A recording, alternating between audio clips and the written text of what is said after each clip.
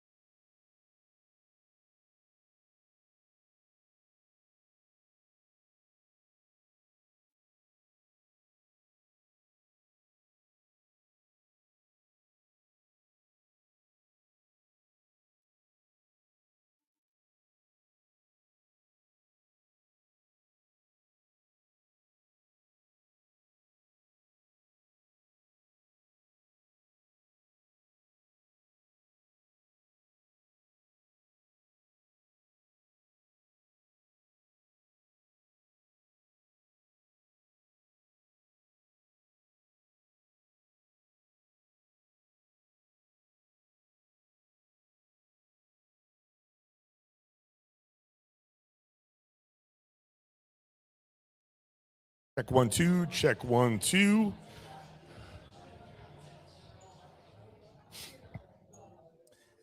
Hey guys, my name is Ted. Welcome to the Omaha Real Estate Investors Association. I am sorry about starting late here. I feel like I'm about to be embarrassed as my mom and my son come up here. I guess I'm not starting here, huh? 1 2, check. Hey. I know you hate it when I do this to you, Teddy. I'm so sorry, but I have to. So we're going to say, happy birthday, Dad and Ted. He's shy. And that was it. Yeah. I appreciate it. Do I need to blow that out or something? And real quick, we've got cookies back here at We'll the table. sing it when so we're help drinking yourself. later tonight. How about that? Okay. Hey, Okay, I gotta go with that. Happy birthday, dear Cheddar. Happy birthday to you. Thank you guys. Appreciate it. Thank you. My mom got us all cookies for my birthday back there, so enjoy them. So thank you for calories. that. Okay. First off, I apologize about starting late. I try to be really diligent with starting on time. But welcome to the Omaha Real Estate Investors Association. My name is Ted Kosh. I run this organization with my wife, Jessica, at the front counter. If you did not get a chance to meet her, make sure you say hi and thank you. Also, thank you to all of our staff. We have Sarah in sales. My mom's out there. Helps us out. My wife is out there, and my son Carson is also helping us out with the sales and check-in process. It's a family affair, let's just say that. But also, before I introduce our sponsors tonight, we have a lot of events that we're going to go over today before we get to the speakers, so be prepared. We have tons of stuff coming up. But if you guys have never come to one of our events, we hold this event on first Tuesday of every month. Your membership gets you access to all of our main events and also gets you some deep discounts to our REIA Mastery Series that Owen Dasher and I do. We do those about 2-3 times a year and many other events. Also, take advantage of all the sponsorship opportunities. We have over 50 local and national sponsors that are here to help you out. We have 6 or 5 of them right here. So take advantage of them, see what they're providing you. We're going to get into a little depth of that in a little minute. Your $245 membership also gets you access to other companies like Home Depot, where you get cash back. It gets you, I think, 40 or 30% off paint at Home Depot, for instance. We're going to have them come speak about that here in a couple months. The guy that runs the Pro Desk nationwide is going to be coming into Omaha in a few months to talk to you guys too. So lots of fun stuff that we're going to be covering. But I do want to introduce our first 3 booths over here. So I'm going to head over here and let them tell you about the services they offer and also what discounts that they provide our members. So I'm going to start off here with John Albers. John is actually my little brother, so get to know him. So yeah, I got the whole family here. So you get a hand up for John here. John, can you tell us a little about you and what you offer? Well, as you know, my name's John Albers, and I own Albers Flooring. I want to thank everyone personally for coming out. It's great to see so many familiar faces and some new faces. That's always good to see the new ones. Albers Flooring, we offer hardwood flooring services that start at, we can do cleaning, maintenance, buff and coating, installs, refinishing, custom stains. We can even do bespoke installs. We're doing everything from your low end rental grades all the way up to your $1 million+ houses, everything in between. We are your go-to source for hardwood floors. Do not hesitate to call me. I will point you in the right direction. I'm not a great salesman, but I am good at selling you a solution or telling you a solution that can help you streamline your process. So please reach out. Don't hesitate. Even if it's just a question and you don't want to use me, I am more than happy to give you knowledge and help point you in the right direction. And John Albers, Albers Flooring. Awesome. Thank you. And just so you know, when I was doing my first flip house in 2019, John did the floors on that. He's like, I think I could do this. Would you pay me to do it? And then we bought a little apartment building. He did that. And then it ended up being a business. He's like, oh, man, I'm not going to work on performance cars anymore. I'm going to start this hard floor company. He's also, there's giveaways that he has over here, giving a calculator via iText. And also Jason Wojo's book, Business for Life. We're going to have lots of giveaways for that tonight. But put a card in there. We'll do a drawing at the end. Next, we have Marty McGuire from Blackstone Insurance. Marty's been a high school friend of mine, all the way dating back to when I was 16 years old. We're at about this time in 1996, we got in our first car accident together. And now he's an insurance agent. But with that, Marty, tell us a bit about your company, services you offer, and tell us a little bit about history of working with our Omaha Real Estate Investors Association. Sure. Absolutely. Thanks, Ted. Hi, everybody. Good to see you all again. Some familiar faces, usual suspects. I am Marty McGuire. I'm with Blackstone Insurance Group. I'm an insurance broker. I represent a bunch of different companies. I do all kinds of insurance, but primarily I do property insurance. Working with real estate investors is probably 70 to 80% of my business. And so I'm in that arena every day. Most insurance agents, I hate to say it, they don't know their butt from their elbow when it comes to insuring rental properties, because there's a lot to know, especially in today's marketplace where so much has changed just in the last couple of years. Eligibility requirements, deductible changes, coverage changes. I find that majority of the time when I'm, going through somebody's portfolio or their policies, they probably haven't been opening their, their policy renewal offers. Yeah, I got something just on the wrong way. But yeah, keep an eye on your policy renewals, folks, because things have changed. And unless you're opening that document and reading it and seeing what has changed, you might be surprised. Wind hail deductibles have changed substantially in the last few years. And your coverage itself, there may be some limitations to your coverage that you weren't aware of. Maybe it was covered before, but now it's kind of an a la carte type of deal where you have to select your coverages. So I like taking a look at it, making sure you're covered correctly, and making sure you're getting the best value on your insurance. So I have some excellent tools at my disposal. I've got some specialty programs, whether it's for portfolios or for apartments or for flip. If you're doing a lot of flips, I can help with that. So yeah, happy to help. I'm not a great salesman either, but I do like to help people and make sure that people are taken care of. So we've got a couple of giveaways here this evening. Got a bottle of Scotch, and Jason's book as well. So if you want to come up, if you're interested in at least having a conversation about insurance, maybe taking a look at what you've got and, getting my notes on it, I'm happy to do that. If you want to drop your card or maybe write your contact information here in the box, I'll be reaching out to you a couple of times throughout the event to let you pick between the Scotch and the book. All right. Marty McGuire, Blackstone Insurance. Good to see y'all. Thank you. And if you guys don't know, Gabe Ruiz is a partner with Scott at Fiber New. We meet Scott for the first time, so appreciate you coming out. Yes. Gabe, I've gotten to know over the years through just various other networking groups. And then I had some hail damage on a small apartment building. Fiber New was able to come out and actually patch and paint all the hail damage and patch it perfectly. And it was and it was brand new siding. And it was just like 20 spots on one side. And it was a great job. Paint matched it. They do so much more than that, but I thought that was a big value. But Scott, can you tell us a little bit about Fiber New? This one? Okay.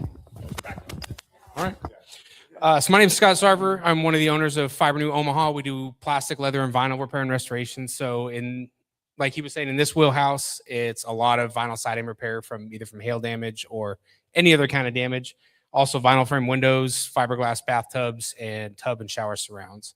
Outside of that, we do a lot of furniture repair, boats, car interiors, a little bit of everything. As long as it's not wood, glass, or metal, we can probably fix it. So Scott from Fiber New. Thank you.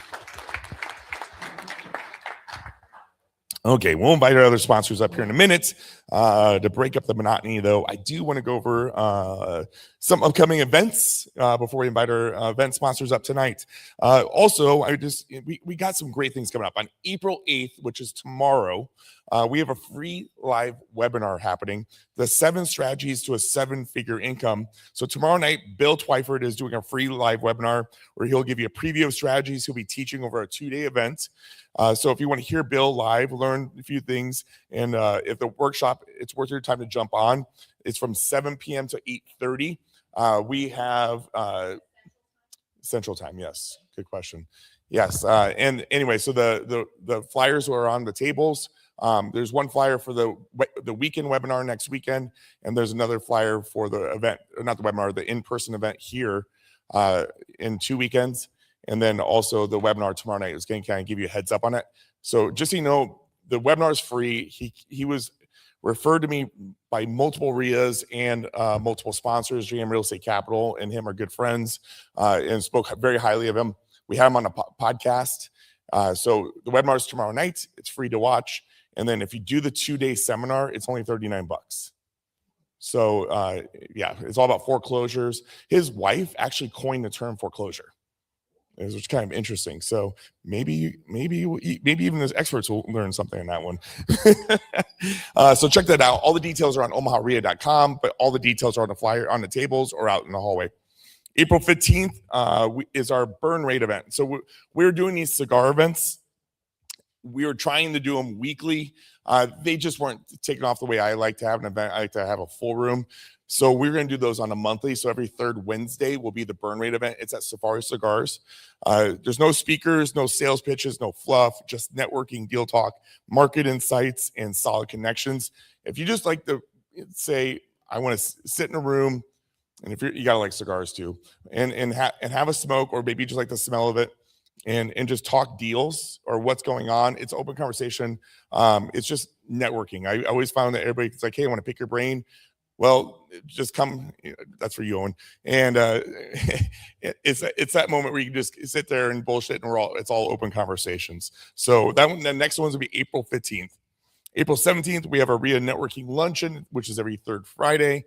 It's no obligation as far as cost to come. Room fits about 44 people. It's at the rail car off of 144th and Bondo. Meet, mingle, and talk about your successes. Everybody gets the opportunity to talk. Depending on how full the room is, we will have anywhere from 1 to 3 people, 1 to 3 minutes of speaking time. If you're a sponsor or non-sponsor, everybody talks. Everybody's welcome. It's all about getting to know the people in the room. When you have these events, you don't get to know the people that you're sitting with unless you're really talkative. So you can actually hear what the deals are doing. So when you come to this room, you can actually know who to sit with, so you know what conversations you want to have. So please check that out. And then April 18th and 19th, 7 Secrets to a 7-Figure Foreclosure Summit, only $39. 2 days of training on foreclosures, short sales, flipping, creative financing, notes, negotiations with Bill Twyford. Kim and Tim Stevens told me that foreclosures are ticking up big time, right? But what numbers were you saying last time we talked, Tim? 8 short sales. Yeah, highest number since 2008. Okay, so that says something right there. So definitely, if you need to, maybe you just need to get reacclimated, all that. This is a good opportunity to come check it out. We are a paid sponsor of that, so it isn't our event. Just so you guys know, I want to be upfront about that. And then May 5th, the 7 Laws to Live Your American Dream with Billy the Kid. If you guys know Billy, he's got a coaching program, he's got investments, he's just killing it. He's got his own, he's got a podcast out there. Just phenomenal person, great speaker, and he's got great intentions. We're super excited to have him. I'm sorry if my voice is going out. I had tonsillitis last week, so this has been really fun. REIA Mastery Series Self-Storage Blueprint with Fernando Angelucci. He's coming to a full-day REIA Mastery Series on self-storage. He's going from end to end, how to find deals, underwrite them, fund them, actually run the business. This isn't a theory or hype. It's the real operating playbook for buying, operating, optimizing, scaling storage with nothing skipped and plenty of time for question and answer. We're putting a ton of time into this. So if you've been to a REIA Mastery Series, it's gonna be very similar, except we are dropping the prices quite a bit. For a member, it's only $150. So take advantage of that. Prices do go up there if you're not a member, and we do have packages for memberships included. So take advantage of that. July 10th, our business owners was Gerard. Right there, him and I are partnering up on doing a golf scramble. That is going to be July 10th. The foursomes are open. Sponsorship opportunities are open. Take advantage of that. What's the website? Yeah, so there's flyers on the tables and flyers out there. You can go on to omahareia.com and there's a link, but it's on Gerard. Gerard's got the website. I don't remember off the top of my head. I apologize about that. Ourbusinessowners.com. Go to the event tab. Okay. And then the links are on there. So we'd love to have you. I warned him. I was like the other golf outings we've done, we're known as the drinkers. I was like, you can take a whole bunch of people that don't work full-time jobs. There's gonna be a lot of drinking happening. So I'm just gonna warn you guys on that. Certain people, I'm not gonna name drop, have ridden carts like they're Superman, and then we had to be careful with them. But we've had good times. But before we get into inviting Jason up, I do want to invite tonight's drink sponsor up, CJ with Monahan Lawn Care and Property Services. Cool thing about this program, but decided to be a sponsor, and I always like to tell you when I'm actually utilizing the services, which is always when it comes to our sponsors. Every sponsor in this room, I've used their services and personally, and so I stand behind them. CJ was referred to me through John Hoych as a personal friend. You're doing his lawn stuff after he sold his company. And Terry over here with iTex was also referred. So come from multiple sources when we do our background checks. Also, we just I had a retaining wall on that holds the backside of my pool up. And that wall was like shipped like this. And he was able to take the whole wall down, rebuild it. Phenomenal staff. I mean, everybody was so polite. Great crew. And it wasn't like everybody's just having shovels. He actually brought in some big equipment to get this done. So, but anyway, I'll introduce CJ. Thanks, buddy. Alrighty, guys. Thank you for having me out tonight. CJ with Monahan Lawn Care and Property Services. This is all I've been doing since I was 12, started push mowing, just kind of went from there. We are a full service lawn and landscape company for both residential and commercial properties. Anything from your basic mulch and plants to design, install for the landscape and hardscape side, paver patios, fire pits, outdoor living, kitchens, stuff like that. Mowing, fertilizing, irrigation. We do a lot of snow removal, both commercially and residentially, ice management side. Holiday lights, pretty much anything on a property you guys can think of, we can definitely handle it and get it done. Pretty proud to say that we've won Best of Omaha for lawn care the last 2 years in a row. Looking forward to keeping up with that tradition. And just love to help out anybody here in the room. If you guys know of anybody, property managers, people looking for a new service provider this upcoming season, it's underway. We've already started all of our mulch and landscape projects, and we'll be kicking off our mowing next week. So other than that, I think that's all I got. So discount wise, it kind of just depends on the services. Usually like mowing and fertilizing, more of the maintenance side, reoccurring stuff, it's about 5%. But when we get into the one-off projects like your holiday lights, landscape design, install stuff, it can be anywhere between that 5 and 15%. So, yeah. Thanks for coming out, buddy. And our last sponsor I want to invite up before we get started is Scott. Scott is over there with Frankel. And Frankel has been busy as hell. It's their tax time of the season. I just had to file an extension with them yesterday. I'm like, it's not ready yet. But hey, Scott has been, Scott and Frankel, we've gone through a lot of your partners over the years. But Jordan Downey, you probably know him. He speaks every year at the event, talks about your tax preparation and what you should be doing at the end of the year. But one thing I'm going to mention for them, and I know it's going to be part of your speech, is if you're a member, you get a 1 year you get a 1 hour consultation with them every year. So take advantage of that, because at the rates of, what is it, $250 an hour for those consultations, $250 up to $440 an hour. This is a really big value. So these guys will look over it. I'm not going to mention names, but there's somebody in this room right now, and they're actually able to look at their portfolio, found something that was going on 10 plus years ago, and was able to find a 5-figure change, and then get those taxes back to them. This person will talk about it on their own public time, but I don't want to name drop them. And so that's the type of stuff they can do for you. So definitely check out what they can do. But with that, Scott. Thank you. So Frankel CPAs, Scott Weaver, I've been with the firm for 11 years. It's tax time. I hope everybody's got their taxes going, because if you haven't, you're in trouble. We're looking at an extension like Ted was talking about. But if you do need assistance with your taxes, I know that's front of mind, come see us. We've been doing this for a long time. Additionally, we're a full service firm. So what that means for you guys is we can handle anything and everything that you might have. That's bookkeeping, that's payroll, sales tax. We've got an IT department. If a bank's looking for audited or any kind of assurance on financials, we can handle that. We partner with a wealth management company here in town. So full service firm. We have clients in a number of states across the U.S. We do work in all 50 states, though. So there's really nothing that you guys aren't going to come across. We've been in the real estate space, though, as an industry expert for now a couple decades. We've been involved with this group since Ted took over, maybe even before then. So we definitely have the knowledge. You know, if you've heard different things come up that different speakers have referenced, like cost segregation studies, accelerated depreciation, different tax savings tools, come see us. There's also different ways to structure your entities, and we do consult on all of that. So yeah, we can help you with whatever you need. More than happy to talk with anybody. We're back there. I've got Ethan with me tonight.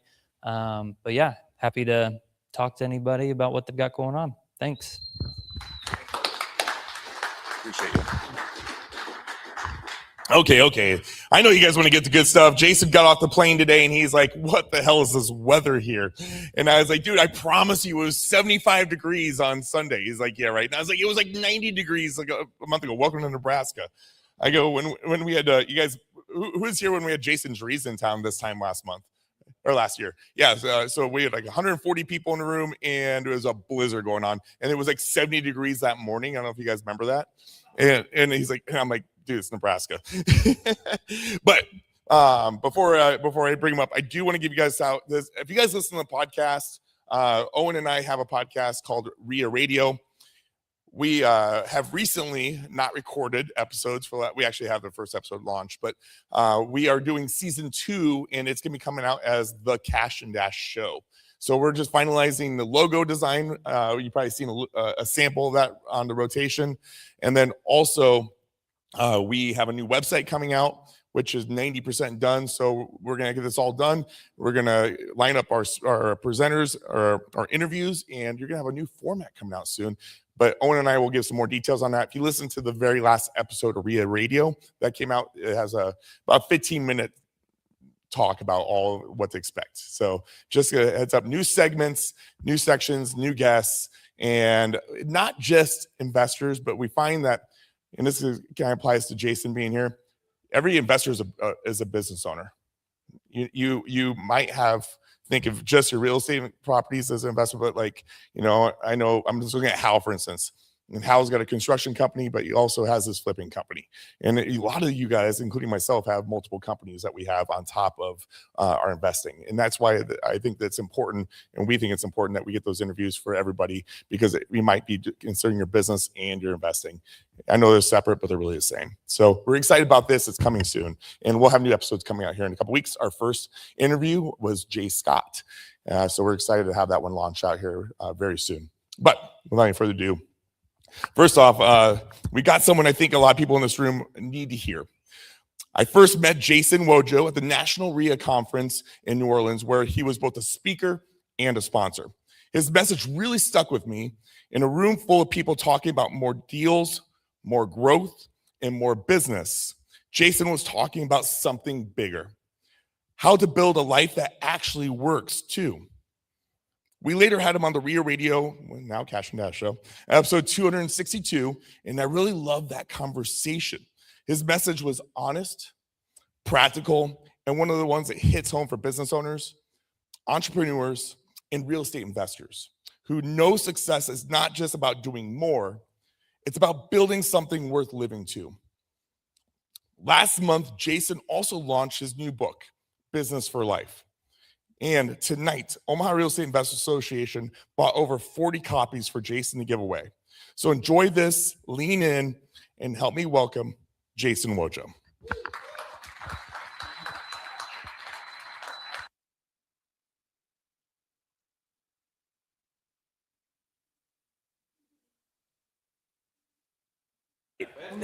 Am I on? Or there we go. There we go. Ooh, all right, we are on. You guys having a good time so far? All right, so before I even begin, I want everyone to give a big round of applause to Ted and the whole Omaha REIA team.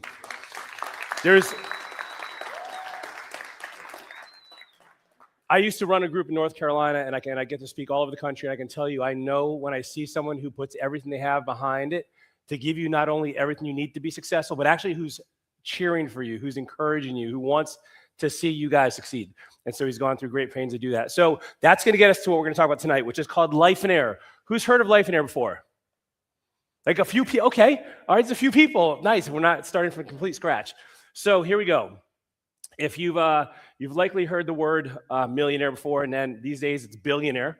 And is my screen not up? Is that on my side, guys, or your side? I see it on my screen over here. This is me. So, all right. So I want you to think about this. You know, a millionaire has a lot of money, and that's great. But my suspicion is you probably also know someone who has a lot of money who really doesn't have the life you'd want to live. You know, maybe they're stressed out all the time. Maybe they're controlled by their calendar. Maybe things outside of work are falling apart. My goal by the end of this evening is to help you see why I believe that having a life that is congruent and compatible with your life will actually allow you to have both a better life and a better business. They should be integrated, not competing with each other. And if you've ever felt friction between your personal life and your business, like, you know, you're at work and you feel guilty that you're not with your family, and then with your family, and you're kind of there present, you're present physically, but you're kind of like off in your to-do list in your head, or thinking about your job sites, or thinking about all the obligations you have in your business, you're kind of missing out on both. And so that's what we're going to talk about this evening. We good? Okay. So as we're going to talk about this evening, what I'm going to really show you how to do is create a business that complements your life and that gives you everything you want in terms of profitability, fun, fulfillment, but also I'm not asking anybody to slow down. I want to make sure I'm very clear right from the beginning. This isn't about taking your foot off the gas. It's about pursuing what's most important to you so that you can have that amazing life in the business. So just give me a show of hands. Who here is a full-time real estate investor or business owner? Oh, good. All right. All right. Who here is part-time? Okay. Who hasn't done anything yet, but you're looking to start and you're amped up, ready to go? Okay. And who are my people that have a job and want to keep their job and want to stay there? Okay. There's always a couple people on drugs. I want to make sure I get you right. Okay. Listen, if your vision is if you have a job, then your biggest cheerleader, I want you to love what you do. But let's find out a way to do that in business.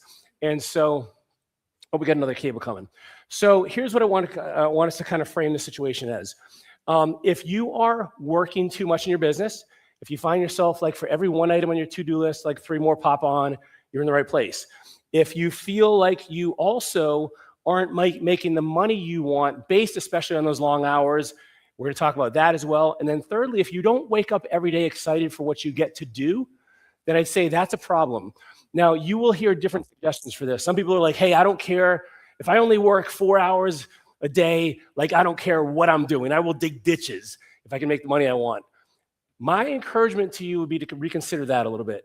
And what I've found from my experience is that when you love what you do, people can't compete with you because it's not work for you.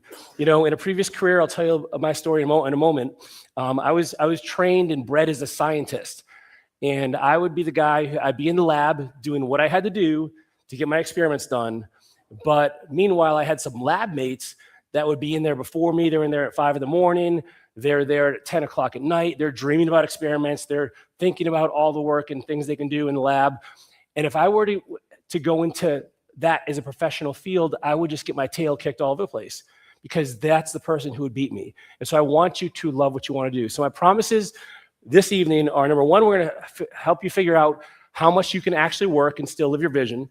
Your vision is a blueprint for the life you want to live. We'll get into that. Number two, we're going to figure out how much money you need to make for that. And three, I'm going to show you how to not be controlled by your calendar. In other words, how do you set the rules for the life you want to live and not have business dictate those rules for you.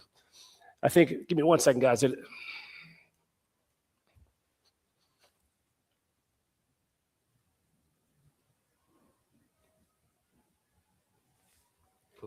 Got it? Yeah. All right. Technical difficulties. So, does that sound good to anybody? Yeah. Okay, cool. Just by a show of hands, if you guys feel okay with this, who here is working, would you say, 50 plus hours a week right now? Okay. How about between 30 and 40? Less? All right. Who's not going to raise their hand no matter what I say? All right. Thank you. Thank you. Okay. So, and I want to be very clear. I very much believe that we should love what we do. Like I said before, and if you love working, I'm not going to tell you not to work, but I just want to make sure that you do it because that's what you want to do, not because you feel like you have to. There's a very big difference between have to and get to, and that's what we're going to talk about. So we already talked about this. You feel like you're always working. So we're going to control your calendar, increase your income. So I want to start with this graph. So this is by the U.S. Bureau of Labor Statistics. It covers business failures over 15 years. Now, admittedly, this is the government, so we can choose whether we want to believe it or not. But I will tell you, truthfully, this is some of the most encouraging data I have seen on business failure. I've seen other sites frequently referred to that say up to 90% of businesses fail within the first 5 years. So I'm trying to be optimistic here, all right? So what this shows, check this out, is that 5 years, half of businesses fail. And at 15 years, 75% of businesses fail. So think about that for a second, where look around this room, 3 out of 4 of you will not be here in 15 years. Not because you retired and sailed off in the sunset, because your businesses were forced to close, or you voluntarily closed your doors because you were maybe suffering collateral damage to your life and you're like, this isn't worth it anymore. I'm better off having a job. So this is problem number one. Problem number two is even the businesses that don't fail are oftentimes painful. And this shows up in terms of missed soccer games. You can't take vacations. You can't stop thinking about work. You can't go on a lunch break that's an extended time with your spouse because you have to get back in the office. So we're going to fix these. This is the way we go into business, chest held high, excited. I'm going to pave my own path. I'm going to be my own boss. I'm going to make the rules. No one's going to tell me what to do. And then very shortly thereafter, this is what it looks like. Is this real or is this? Yes. Yes. Yes. I experienced this. And let me also say this, like everything I'm going to share with you guys is, please don't take it anything as judgment, because I've made all the mistakes more than once. I'm a very slow learner. So we're going to talk about how to not be this one and go back to this one. So if we go back even to the very roots of why we went into business for ourselves, I want to hear what you guys had to say. So those of you, we had a lot of hands went up there with business owners. Raise your hand and I'll repeat it for the people that are online that can't hear. Why did you go into business for yourself? OCD? Tell me more about that. What does that mean? I just have a strong passion for excellence. Strong passion for excellence.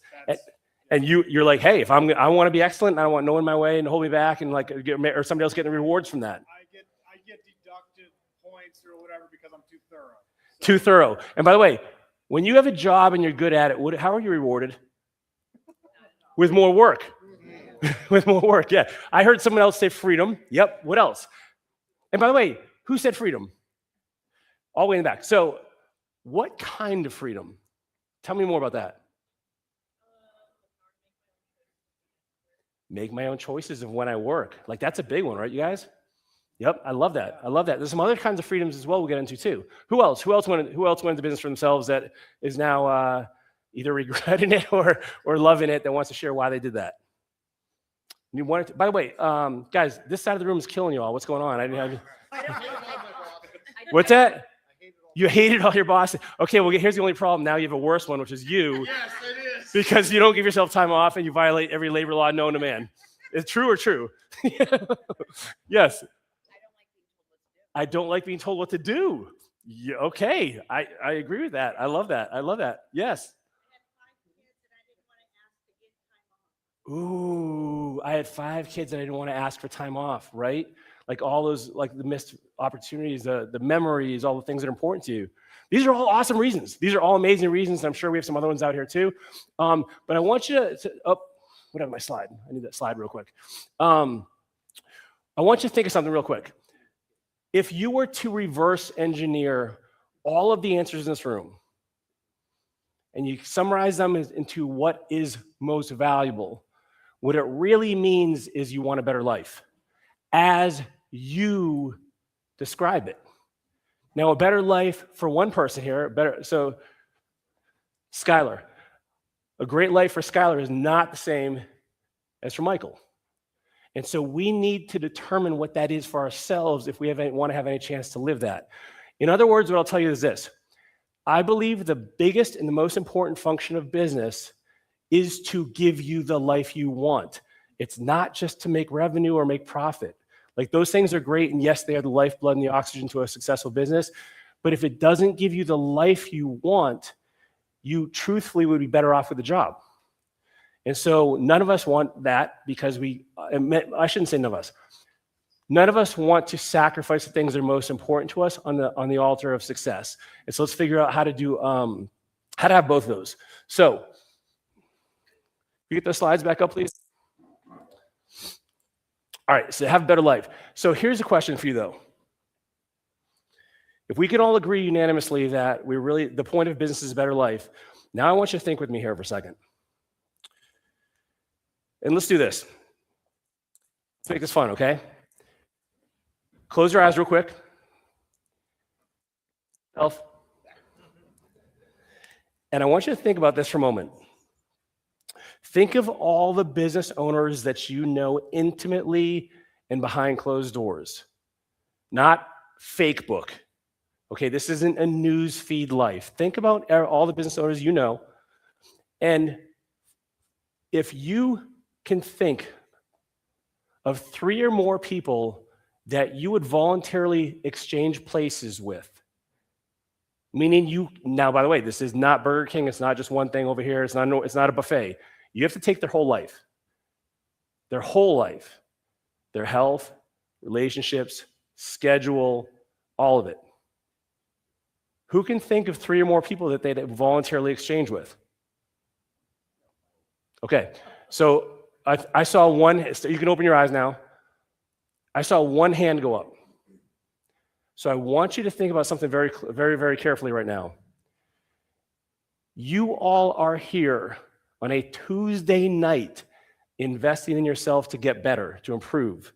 Most people, by the way, you could be anywhere. You could be watching Dance Moms of Omaha, right? But you're here. And so even in a room of about 100 people, we only saw one hand go up. And by the way, I usually see about 1 to 3 hands go up when I speak in other parts of the country. So it's not unique. Something is wrong with the blueprint we're following. And I think we're going to get into that this evening and hopefully solve that for everyone here. Because my suspicion would be that, or my expectation would be that we should know a whole lot of people that are rocking and rolling in life. They'd be like, man, I want to be like him. I want to be like her. And yet there's a discrepancy here. Let's fix that. So the biggest reason I believe this is true is that most people have set up their businesses in a way that eventually guarantees they will become a slave to it and fail according to those US Bureau of Labor Statistic numbers. If your org chart looks like this, you are the person I am talking to. Now, all right, I need you guys, you don't have to raise your hand here because I don't want anybody to have any kind of flashback or anything, but if you call yourself a serial entrepreneur and you pride yourself on having multiple businesses and all of them look like this, you can see how it gets even worse. It gets even worse because everything's dependent on you. And so we got to break this cycle. So Mike Michalowicz, he's the author of Profit First, some other books. Great business author, by the way. Check him out. He was on our podcast. He said, putting your nose to the grindstone is a really easy way to cover up an unhealthy business. We think if we can just work harder, longer, better. Ted and I were talking on the podcast about one more deal. Who here has ever thought man, if I just made another 10 grand this year, if I just made another 50 grand, another 100 grand, another million, life would be better. And then the goalposts keep moving. You don't get there. You do not get there. It just continually stays on that treadmill. We think that something good will happen one day. That is not the case. Tim Ferriss says, if the recipe sucks, it doesn't matter how good of a cook you are. So check this out. The recipe we're referring to here is how you're going to formulate in the blueprint you're going to use for your business. Now, the good news to this is if you have a good recipe, then it doesn't matter how bad of a cook you are, right? You don't need to be Gordon Ramsay to make cupcakes if you have the right recipe. So that's what we're going to dive into here. There's one simple solution that the blueprint that we're going to share this evening that will fix both of those, and I call it SEED. This is the main focus of the book, Business for Life, that Ted told you about. By the way, that book took over 3 years to write. Anybody here ever read a book before? Okay, so you can feel my pain. This was not a weekend project. And it stands for Strategize, Eliminate, Automate, and Delegate. It is a 4-step process. This is something I've seen work over and over and over again for helping people create amazing businesses and lives that complement them.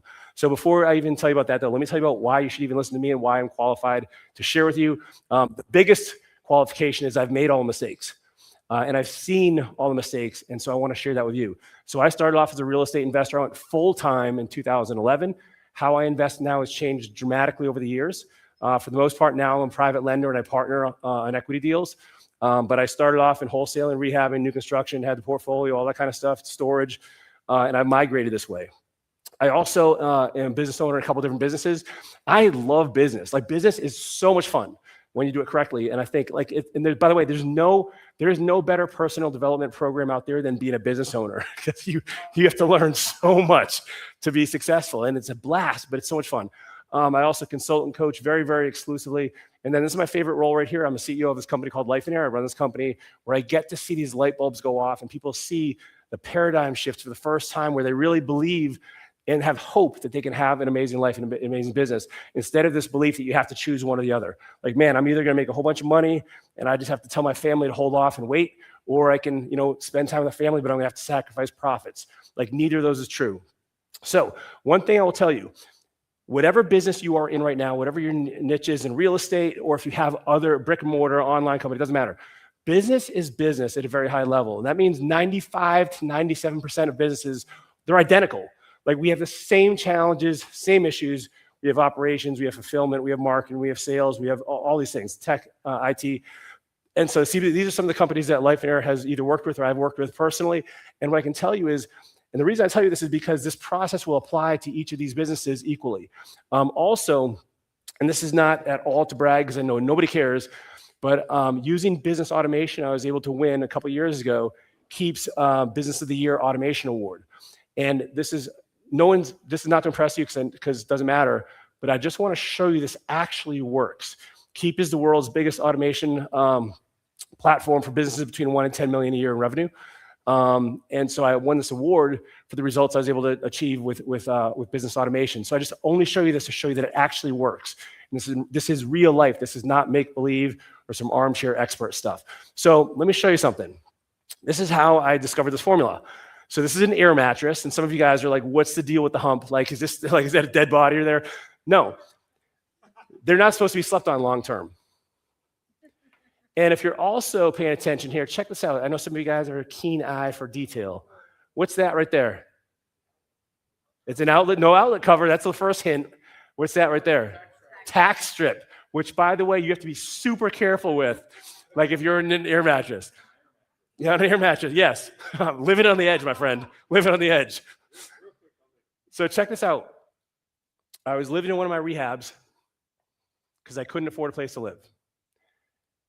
Rewind 6 months, you would have thought I was the king of the castle, living high on the horse. I had a 3-story brick home in a gated community. I was living right outside of DC, Washington, DC. And by the way, I did really well my first year in real estate, numbers-wise, cleared 6 figures, netted 6 figures. And everything's going really well. And I had 2 other businesses at the same time. Until one night, my wife comes to me and she tells me, by the way, this is past her bedtime. She went to bed before I did. I was always up late in the office till midnight, 2 a.m. She comes in, which was bizarre, and she's like, "Hey, we need to talk."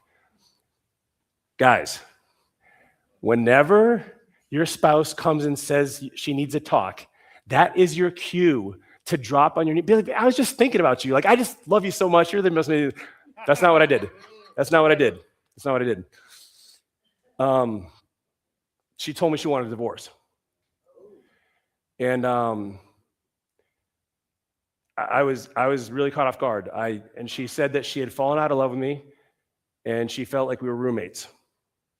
And work was more important than her because that's all I spent my time on. And I remember telling her, again, this is my first year, I made good money. I said, "Babe, this is my first year. You give me 3, maybe 5 years at the longest. Like I can make sure you never have to work again. Like I got this." I literally said, this is how stupid I was. I said, "I feel like the new iPhone is coming out. We camped out overnight. We're the first person in line in front of the iStore. And it's like 5 minutes before opening and you're getting out of line." Like that's how blinded I was by not recognizing what she wanted was a husband. She didn't care about a 6 or 7 figure income. Like she wanted me there. And I'll save you the drama, but we ended up selling the house a lot of money later. Ended up having to move into one of our rehabs and starting from scratch. And that divorce, when I took that vow, my parents were divorced, and it really scarred me quite a bit. And I never wanted to become a statistic like that. And even though I know it happens, but I literally didn't want to get out of bed for a month. And when you have a business, in my case, 3 businesses that all relied on me, like that org chart I showed you with me, guess what happens when you're not doing the work? They all bombed. I lost all of them, and I had to start from zero. And that's when I realized if I did not want to repeat history, I had to do it differently. I had no other choice. And so that's where I'm very passionate about sharing this, because I've seen, and I'm not saying anybody's here on the verge of a divorce, but I'm saying there may be something simmering in your life, something that's smoldering that you need to give attention to, and don't take your eye off the balls that are most important. So here we go. We got strategize, eliminate, automate, and delegate. I'm going to spend a disproportionate amount of time on the strategy part of things, because that's where really it's going to set the foundation for every other step in the process. So here's the rule. Never delegate what you can automate. Let's say it together. Never delegate what you can automate. Never automate what you can eliminate. All right. So why wouldn't we delegate what we can automate? Who wants to guess? And by the way, statistics show, this is conclusive. Statistics show that usually the best looking, smartest people usually raise their hands. I've just seen this anecdotally, so I'll say best smelling as well. Best smelling, best looking, and smartest people share. So okay, so why should we never delegate what we can automate? Who wants to guess? Yes. Save time and money as well. Yeah, it's cheaper to delegate to automate. Why would we never automate what we can eliminate? Any guesses? What's that? Yeah, you shouldn't be doing it. Like, why are you going to automate or delegate something that shouldn't be there to begin with? And by the way, a lot of people underestimate elimination. We're going to talk about that. So we strategize first, then we eliminate, then we automate, and then we delegate. It's a 4-step process. So here we go. If you want to have a real business with value, this is important. And I don't say this to offend anybody. I didn't have a real business or businesses. I had a job. And I think most people actually, when we take the realization and take a step back and say, if our business relies on us exclusively, we are the bottleneck, we're the constraint. And if we don't work, the business doesn't work, we're really self-employed. Now, if you love what you do, maybe you work in the field, maybe you are the person who you're a trim carpenter and you love that. I am excited for you. I love that for you. But I also want to make sure you're aware of some of the compromises and some of the areas you may get stuck in so that you don't get hurt in a couple cases. So most people own a job, not a business. So there's 3 reasons why I want to encourage you to consider this approach to running your business instead of letting it run you. Number 1 is the good times. Chances are at some point, you got 5 kids, you're going to want time off, you want vacations, you want to be able to do what you want to do. This is Josh and Kayla from Madison, Wisconsin. Josh and Kayla run a 50-person company.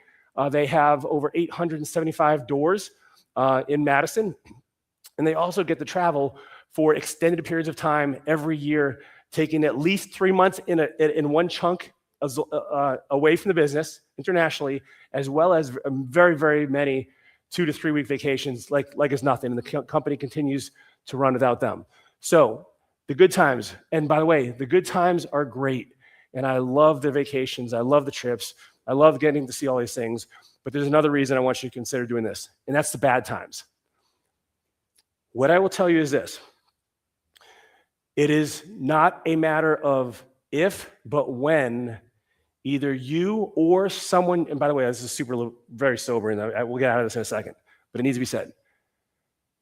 It's only a matter of time before you or someone you care about deeply is thrown a curveball, and you're going to want to be able to be there for them. So this is Russ Nebraska from Lancaster. I was sitting with Russ a couple of years ago, and he said, the one thing I wish I did more than anything else was create a business that didn't require me to run it. Now, the reason he said that is because in 2016, Russ was at a real estate closing. He forgot some paperwork. He chalked it up to being too busy and being, oh man, too much on my mind, even though he's done it 100 times. A couple weeks later, same thing happened. Things kept going wrong. It got to the point that he was in his bedroom staring at the doorknob for an hour trying to figure out how to open it. Russ had a brain tumor. He had a brain tumor.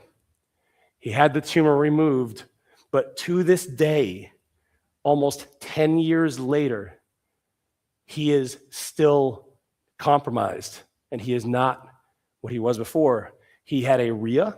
He was speaking on unsecured lines of business credit, and he was a real estate investor, all of which depended on him and all of which came crashing down. His wife, who was a stay-at-home mom, had to go out and get a job to support the family.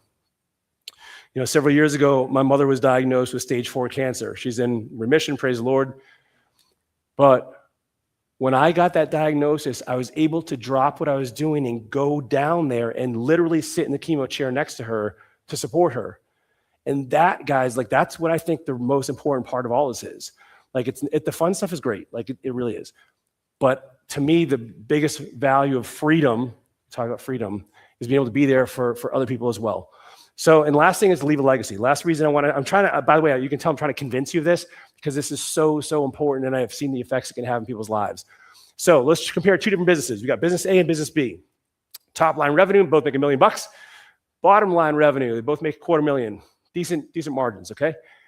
If business A has one person that's responsible for almost everything, maybe they have a couple of VAs, okay? I'm not gonna rule that out, but they're the ones making all the decisions, doing all the high-powered thinking. What is this business worth if that person decides to sell it or pass on? What do you guys think? Yeah, 0. Maybe you got some plywood. You got a storage unit full of supplies you can sell, or maybe an email list, something hopefully. Essentially 0. Now, business B. Let's say this has a team, it has systems, processes, people in place. Depending on the industry you're in, you might be able to pull $500,000 to $1 million, maybe even more. Depends on the industry. The difference is this. I want you to recognize it is not more difficult to create business A than it is business B than it is business A. It's just different. It's different. We have to change our operating system on how we run the business. So the way we're going to start is with the strategy.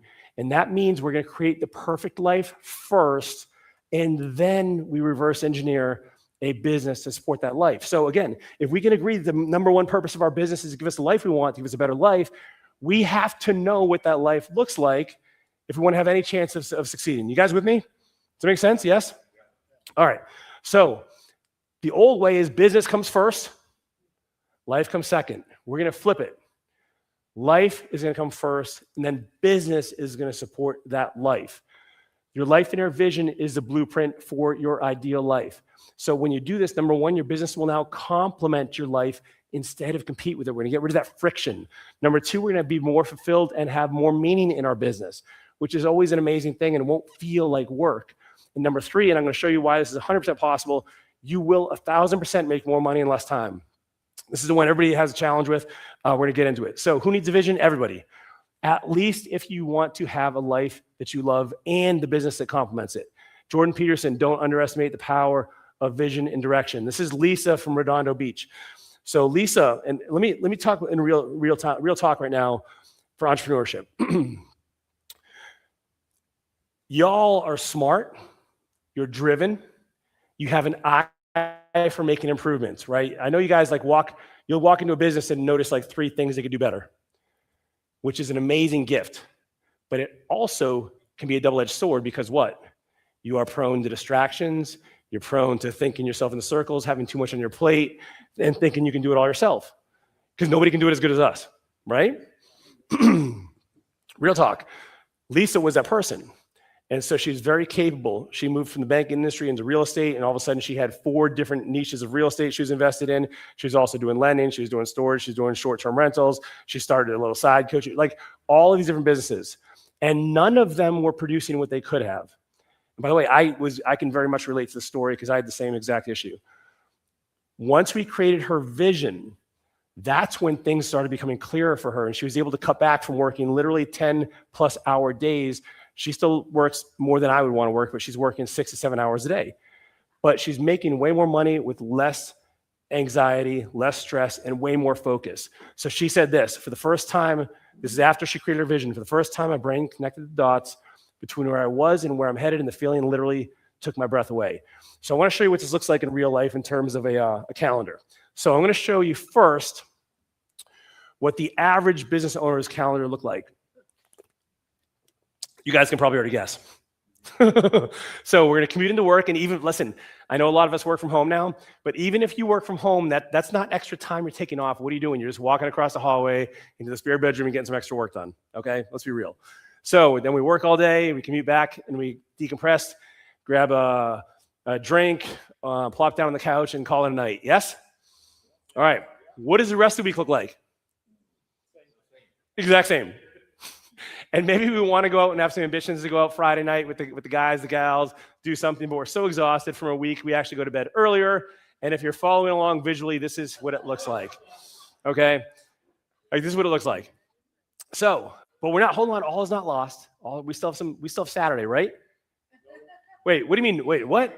Hold on, you're bursting my bubble here. What do you mean no? What do we do on Saturday? Work. And if you're not working, you're catching up on all the things you didn't do during the week.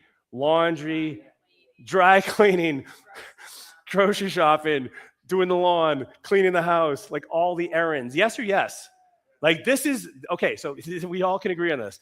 And then Sunday, we're either going to dread going back to work, or I love this. You know, I'm just going to get a head start on Monday. It's called working. It's not a head start. Okay, we're working. Let's just call it what it is. So here's my question for you, and this is kind of sobering a little bit. How many hours are left for the things you want to do when you live this calendar? 48 minutes. So check this out. There's something called the American Time Use Survey. It's ATUS, again, put up by the government. But essentially what they found is the average couple, or actually it's the average individual rather, has roughly just under 3 hours per day of actual free time, which is actually about, like, think about that. Roughly 10% of your day is free time. And now some of it depends if you have kids, things like that. But like the lesson is not a whole lot. And unless you're like nocturnal and don't need sleep, like there's not a lot of time for you. Now, here's something I really want you to consider. And this is sobering, but it's really worth considering. What does this look like over a lifetime? A career. Yeah. So check this out. In all seriousness, you work. I'm going to make, guys. All my examples are easy math. So we're going to make it easy. Let's say you work from 25 to 65. 40 years of this calendar. Is it any wonder we see these depressing stats on mortality after retirement? Because when you have nothing left and all you've done is worked, and your identity and everything you've oriented your life around is gone, you don't know what to live for anymore. So I want to show you a better way. All right. Now, before I do that, I want to show you a guy. This is Michael from Harrisburg. He found me on Facebook and hit me up after he saw me speak. I'll read it because it's small. Jason, I enjoyed your speech. I can relate to your life. I neglected my family for years and allowed my kids to grow up with me being too busy. Kids do grow too quickly. At the moment, my kids are grown and doing well in life, but regrets I will always have. I would have paid $10,000 to know what I know now in a heartbeat. And by the way, he was going to come out. He wanted me to speak to his organization. He had about 35 people, and he wanted me to come out and speak to his group. He was going to pay me 10 grand. And I said, well, I don't do that, but you can come out to our event. And he was able to do that. But here's the lesson I want you to realize. And by the way, I feel like you don't charge enough for changing your lives and relationships. I did not tell him to write that, you guys. He wrote that to me. You reach out to him and verify that. And so check this out. Very successful guy doing big deals, big multi-million-dollar deals. But he was following the calendar that you just saw. Let me show you a better way now. So check this out. Now, I want to be very clear in how I frame this. This is not a bunch of have-tos, because that would drive me nuts. There is this inner 8-year-old that I have not outgrown, that does not like being told what to do. And who said someone? Yeah, she said that too. Doesn't like being told what to do. And so instead, what I'm going to do is put down all the things I want to do first on my calendar, and then I'm going to see how much time is left to work. Is everybody with me on the logic here? Nod your head, yes? Okay, cool. Let's check it out. What is on the calendar? So family time. So I got, okay, some context. I got 3 girls. I'm a girl dad. Stick with what you're good at. That's what I say. I got 25-year-old, a 7-year-old, and a 5-year-old. So yeah, exactly. Pray for me. So, so before they go to school, I'm with them. So my dad died of a heart attack at 57, and I do not want to repeat that.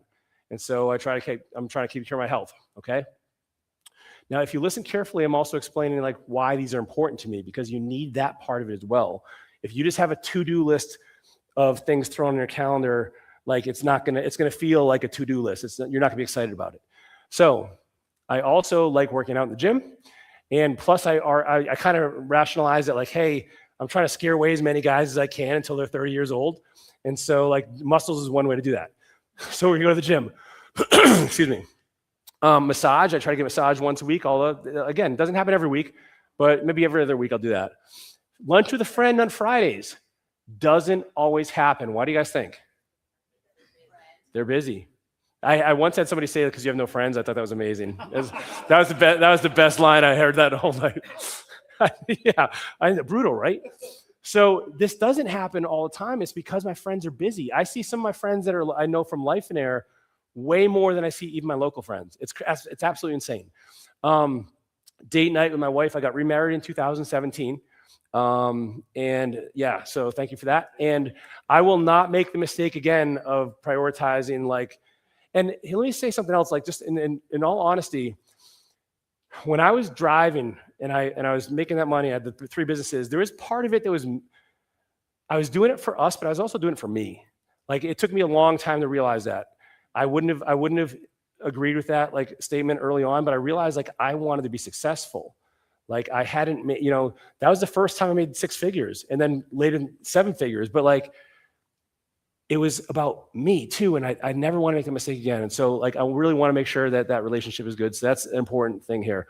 I play guitar in the worship band at our church, so we have practice. Daddy-daughter date night. So this isn't accurate anymore, but I left it up here for it's a really cool story and a lesson. So my oldest daughter, she's 25 now, and when she was younger, we'd go on daddy-daughter date night, which is a blast. It's so much fun.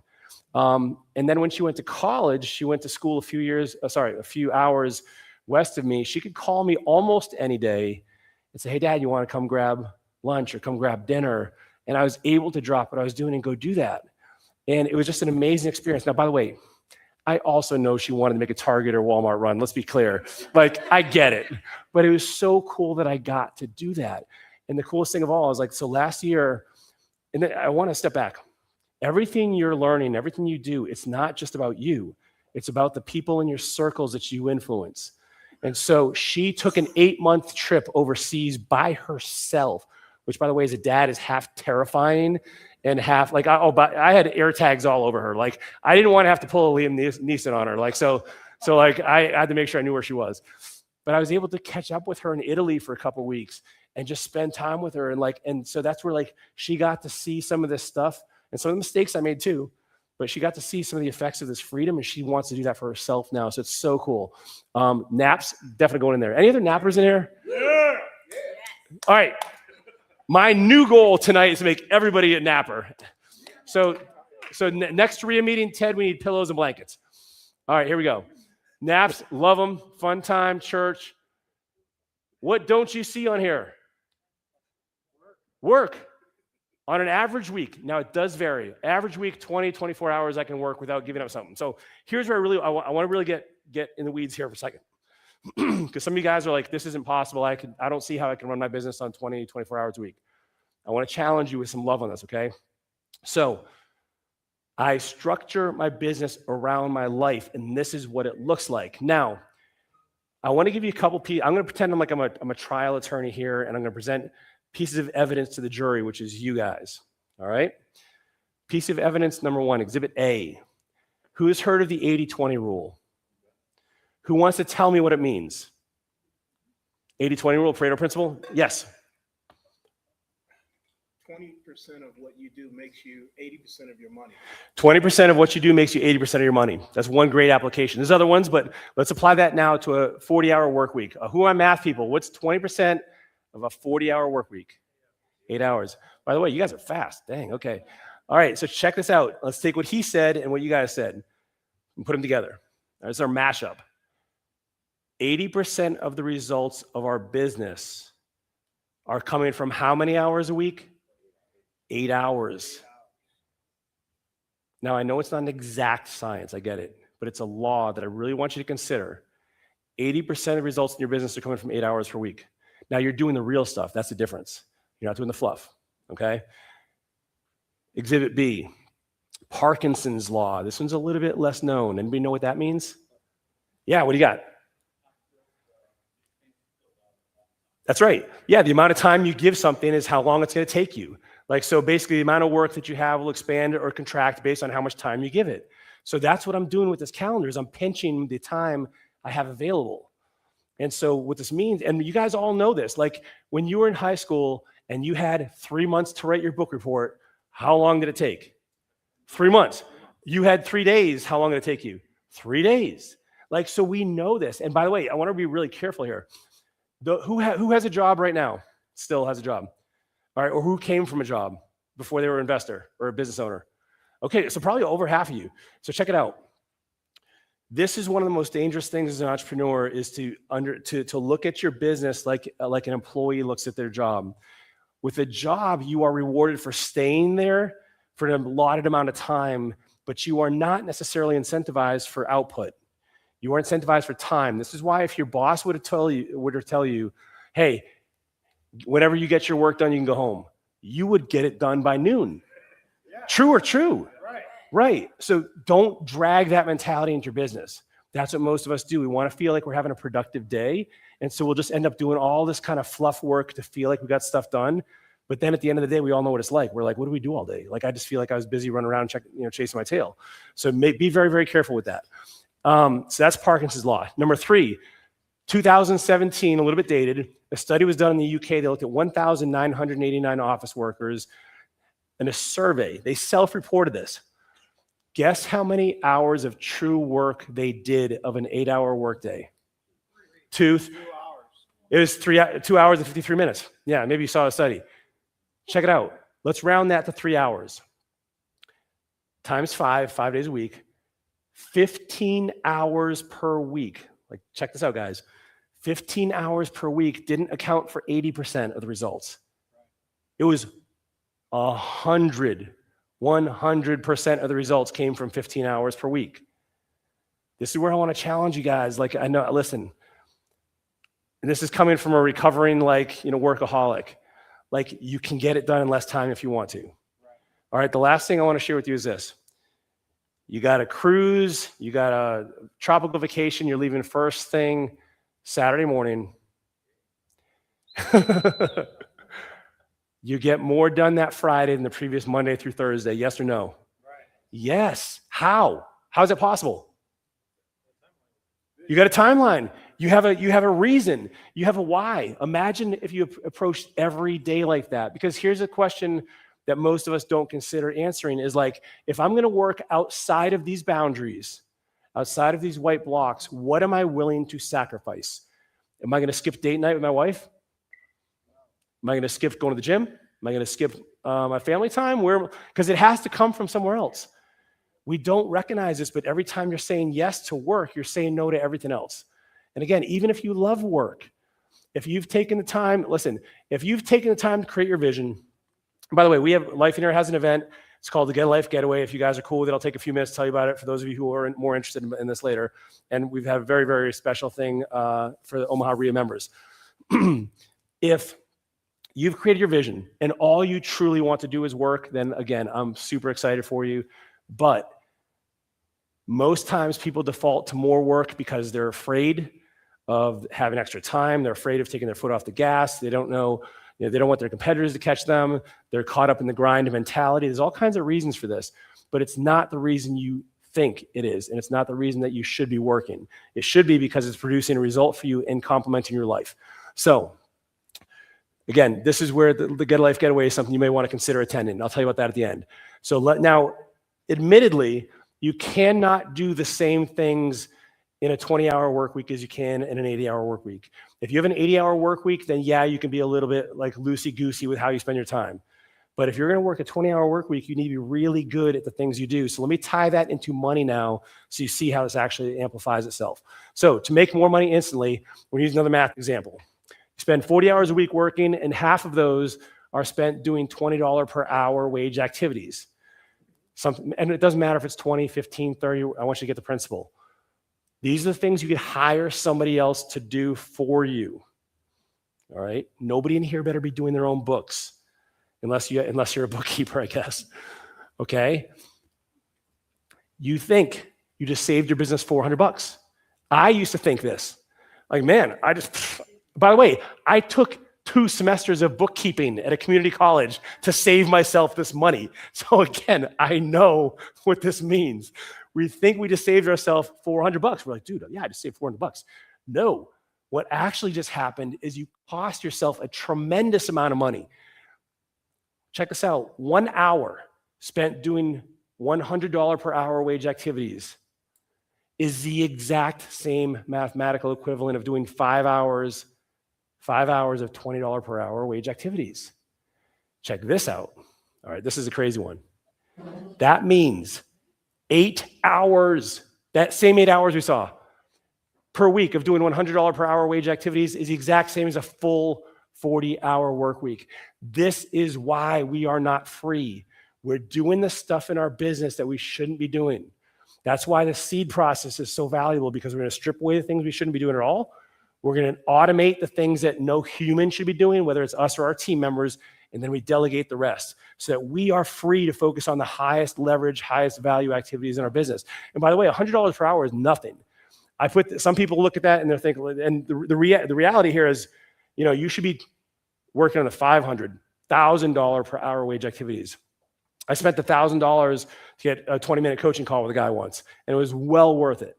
And so you got to reframe how you view this. So we spent a lot of time on the strategy because that's the foundation, but now we're going to just talk very briefly about the 3 remaining steps, the elimination, automation, delegation. So David Packard, co-founder of Hewlett-Packard, more businesses die of indigestion than starvation. What he means here is we have too much on our plate and we're inefficient and ineffective with everything. We have all these shiny objects. We have the squirrels we're chasing. We have all these opportunities. We're afraid of leaving money on the table, which, by the way, we are actually taking money off the table when we try to do too many things. So you need to eliminate because you're simply doing too much. The best productivity hack I can give you is to have less things to do. Like, that is the way to get more productive, is to have less things to do. You're too diluted with your attention, and you're ineffective because you just can't do it all. And if I can just be like, I don't want to, this might rustle some feathers, but I want to just like, whether we're talking about having a single business versus multiple businesses, or we're talking about having a singular focused role in the business or multiple roles in the business, to think that you can be better. Let's say, I'm just going to use an example. You got 4 businesses, or you're doing everything in your business. The fact that you think you can beat somebody who has one sole business and one thing on their plate is almost an act of arrogance and delusion, because there's like, you're thinking that you can be better with 4 businesses than this person who has one business over here, and that's their sole focus. And from my experience, it's just not true. So just be very, very careful with that, because I know I'm very, very subject to that, and I always have ideas, and and by the way, this is one of the cool things about like coaching and working with people, is that I can give them my ideas and they can run with it, and I don't have to be the one to do it. But you have to recognize elimination is powerful because we're doing too much. We have to look at our business like a race car, and every extraneous, every extra piece of that vehicle that does not move us forward, that does not propel us forward towards our vision, the most has to go. I call it removing the mud, removing the meaningless, the unnecessary, or the distracting. We reduce costs here, we focus resources, and we get a maximum ROI. Like I said before, everything that's not serving the vision has to go. This is Jimmy from Tampa. So he came out to a different event we have. It's called a Business Builder Workshop. This is kind of hard to see. There are actually lines here. This is called a mind map. Anybody familiar with mind maps? Okay. So mind map is, if you ever create a tree diagram, like you remember like back in high school, your phylogenetic tree where like amoebas evolved from like blah, blah, blah, blah, blah. You know, like it's connected. That's what this is. And so maybe you had a family tree, right? And so this is one of Jimmy's businesses. Now, everything in red is everything that he is doing personally in his business. Okay, so you can quickly see why he's overwhelmed. He's a guy who's working, 8 a.m. to 11 p.m. almost every night. Gets worse. He had 3 other businesses, and they all were like this. And so the first thing we did is we helped him eliminate, automate, and delegate from here. But the other thing we realized is that one of his businesses was taking up 50% of his time, but only producing 25% of his income. So you can very quickly see that just by taking those resources and putting them on one of the other businesses, he'd be more profitable with way less stress. So elimination can really occur at the business level, at the position level, at the role level. It can happen with tasks. It can happen with, everything from like maybe a product line or an offering, something that, isn't profitable or doesn't warrant the input that you need to make it profitable. Like, it has to go. It just has to go. So that's, and I will tell you this. Elimination is the most frequently undervalued of the steps because it doesn't cost you anything to eliminate. Automation and delegation both cost you money. So don't ignore that step. So automation. I am not a techie. I am not an early adopter. I struggled with adopting this very, very much early on because I was afraid of breaking it. Like, I'm like, this is not for me, until I really had this epiphany aha moment where I saw the incredible power that automation could lead to in business. Who's using automation in their business right now? Oh, good. Almost half of you. That's awesome. So for those of you who aren't, I really want to encourage you to start to look at this real quickly. The reason is this. The best investments you can make are the ones you can make once, and they will pay you back over and over again. Now, very, very few things in life are like that. How cool would it be if you go to the gym once and then be like in shape forever? That'd be amazing. Yeah. Eat one chicken breast and broccoli and like you're good. You have 6-pack. That'd be awesome. Sign me up. It doesn't happen though. But automation is like that. And when I say automation, I'm talking about using tools and technology and software to do things for you. Now, this is going to become more and more and more important with AI. And I know you guys are aware of that already.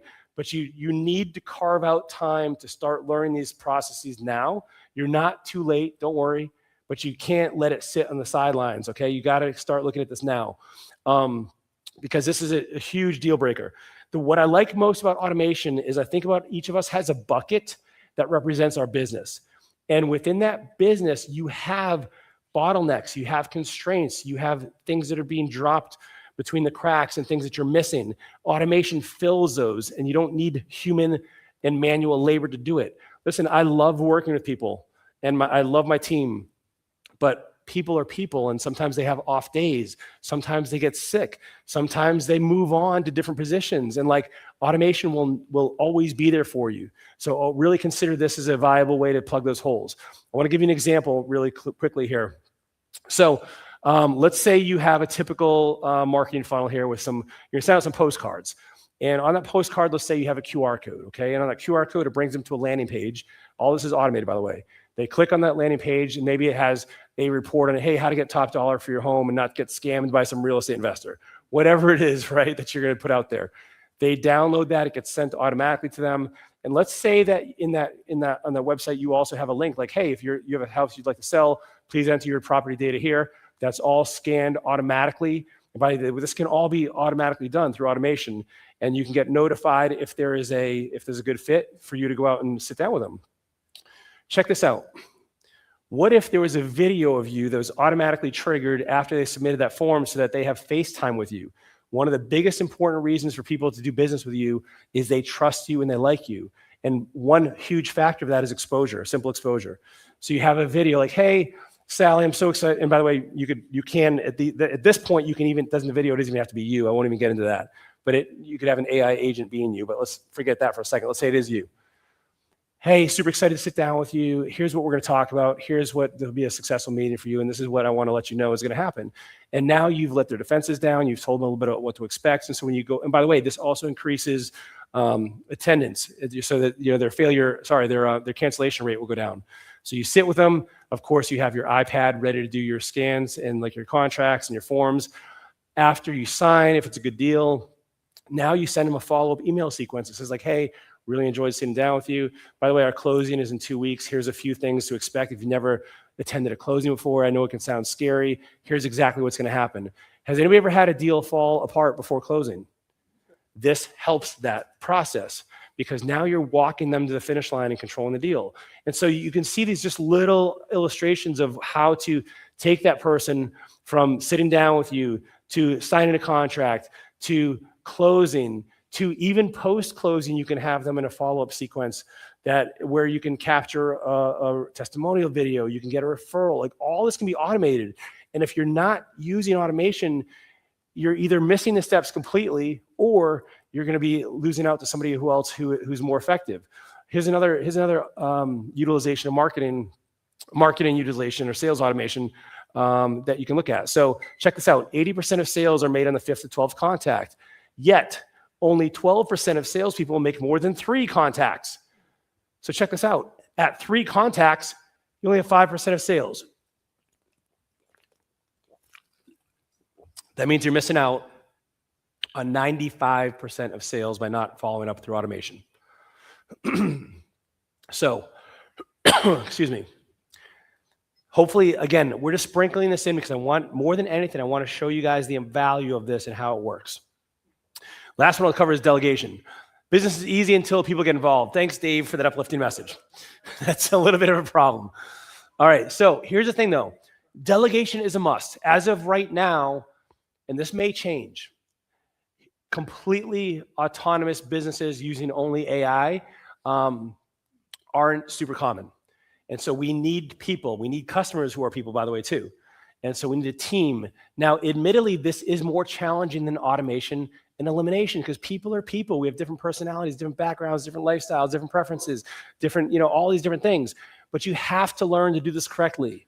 You have to learn to do this correctly if you're going to have a real business. One of the problems is most of us start off behind the 8 ball because we have a negative view of delegation. We think nobody can do it as good as we can do. We can do it. Can't trust anybody. No one wants to work. Takes too much time to train them. What else did I miss? What's that? Yeah, they don't know what I know. They're trying. I don't want to train my competitors. They're trying to steal my business. Yeah, they're gonna be loyal. Are they? No, there's all. And by the way, is there some truth to all of these? Possibly, yes. But here's the thing: if you have that filter early on from the beginning, you're more likely to see that result because that's what you're looking for. So you got to kind of change it, and you got to recognize that when it comes to delegation, once you have the right mindset, there's a number of skills involved in delegation that's a game changer when you do it right. So check this out. Do not automatically blame your employees or your contractors when things don't go the way you want them to. All right, so by the way, I'm your friend. Don't throw anything at me. When you have a problem with this, it could be you, because it was me. No, I'm out of here. Forget this guy. He doesn't know what he's talking about. Check it out. Check it out. We think that what most of us actually do is abdicate. We just abdicate. We just give them a bunch of stuff and expect them to run with it. All right. But here's what you got to recognize: attracting the right people, screening the right people. Here's one of the biggest problems that we make as entrepreneurs is we will wait until our hair is on fire and we're like burnt out and we're like one day away from from who knows what before we hire somebody. And now we make an emotional decision. We hire the wrong person. And by the way, now we're too busy to train them because we have so much on our plate that they're left to kind of figure it out on their own. They don't meet our expectations. And all of a sudden we're like, I knew I shouldn't have. Then you fire them and then you go back to doing it all yourself. Like that's how it usually works. We have to realize that hiring, onboarding, training, leading these are all skills that have to be developed. So many entrepreneurs, myself included, I used to think that because I was good at something, I was good at any of these 6 steps. And it's not true. You have to start off and recognize if you're going to delegate successfully, it starts well before you hand off a task. And we miss these. And that's why, we see those kind of red flags, but we call them yellow because we want somebody to help us. But we end up more stressed than we were before. And so we have to develop all these components. So I'm going to wrap all this together into one final example so you can see how all these systems work together. This is Steve and Laura from Appleton, Wisconsin. Eye-opening is how we're living life and running our business the way somebody else thinks we should. That's going to change now. So in this example, they had a rental portfolio. They had 84 doors. And then this is the before, this is the after. I know it's small. I'll read it out to you. And by the way, they came to me and they told me they had 83 doors. I went to go sit down with them and I did an analysis of the portfolio and they had 84. I'm like, didn't you tell me 83? They're like, yeah, we forgot one. I was like, what do you mean you forgot one? Like you forgot to tell me about it or you forgot you had it? They're like, we forgot we had it. I said, were you collecting rent on it? They said, what do you think? I'm like, how long? They're like, over a year. Yes. So some of you guys are looking at them like these guys are just like, they're the worst property manager. Yeah, they're idiots. Like they are super capable. So I want to show you the mistakes they made. So check it out.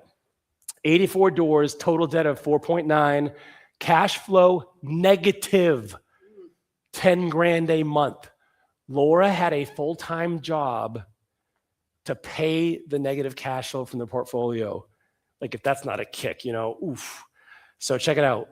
Vacancy rate, 16.5%. Some of you guys are like, what? 16.5%? Are these like the worst ever? No, check it out. When it's Laura, this was their business. Laura was doing the books in the back end office. Steve was the one in the field doing everything else. All the repairs, all the turns, all the showings, all those things. When you have 84 doors, do you think it is likely more than one will go vacant at the same time?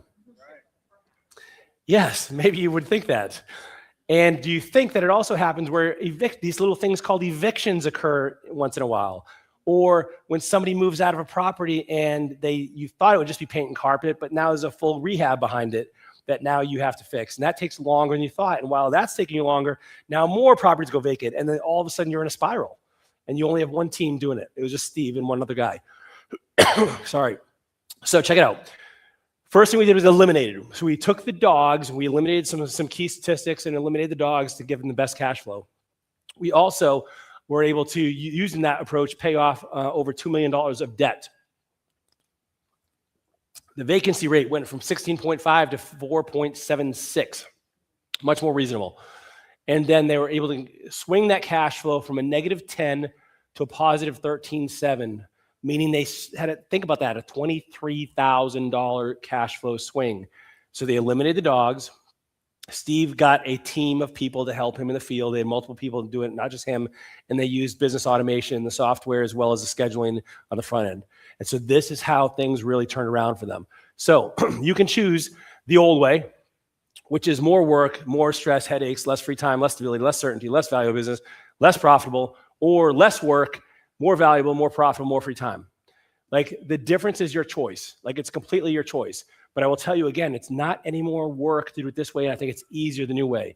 So this is what it looks like when you start living this. These are pictures of Lifeonaires from around social media. That's Steve and Laura right there, actually. And so these are people just doing trips. We took a snowmobile trip here out, and we were in Colorado on that trip. And, you know, we were on the intercoastal there. This picture, actually, every time I see that, it reminds me of a painful memory. This guy right here, his name is Bill Murillo. He was a coach for us.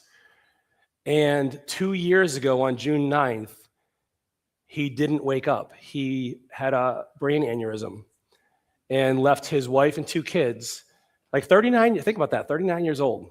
And that's why, like, when I share this stuff, it's not just about the cool stuff. It's about, like, the real life stuff that we can do to really make sure that we don't become a statistic, and that we're not just, like, going through life just trying to get to that tombstone that says, like, he made more money than anybody else, or she made more money than anybody else. Like, it's so much more than that. This is my life now from that air mattress. By the way, that's not me. That is John Cena. I'm seeing if you're still awake and paying attention. And so, like, these are just that was my daughter and I in Italy last summer. My wife and I went to Grand Canyon recently. I think we're in the Bahamas here. I like taking my bike out on the track. Ireland, this is my little nuggets right there. We went to Disney for the first time this year. Scuba diving in Belize. I think that was California, and that's my church. So, like, listen, none of this stuff may resonate with you at all, but you need to choose what it is you want your life to look like. Like, what do you really want? And why is that important to you? If you don't have a reason why it's important to you, you're probably just going to continue on the path you're on. Hope is not a strategy. Dave Ramsey, a goal without a plan is just a dream. So I want to invite you guys, if I can take a couple seconds to tell you about something that I think, by the way, I don't want to give it away, but there's something really, really cool at the end of this that I think you're going to go nuts for. So with your permission, can I take a couple minutes to tell you about this? All right, so check it out. So Lifeonaire has 2 events. The Get a Life Getaway, like I told you about, that's where we work on your vision. We also have the Business Builder Workshop, where we show you how to really design a business around that life. We talk about marketing, sales, stages of business automation, maturation. We talk about automation, delegation, all the seed process things. And so we do these events all over the country. And people have said some pretty amazing things about the event, which I'm honored and humbled by. Jimmy, the guy who I showed you the mind map of his business, said, this event completely transformed my approach and perspective. Steve and Laura, attending this event is a must if you're serious about achieving freedom in your business. These tickets are $600 on lifeonaire.com, and we have people buy these tickets every day. And by the way, we also have a 100% money back guarantee.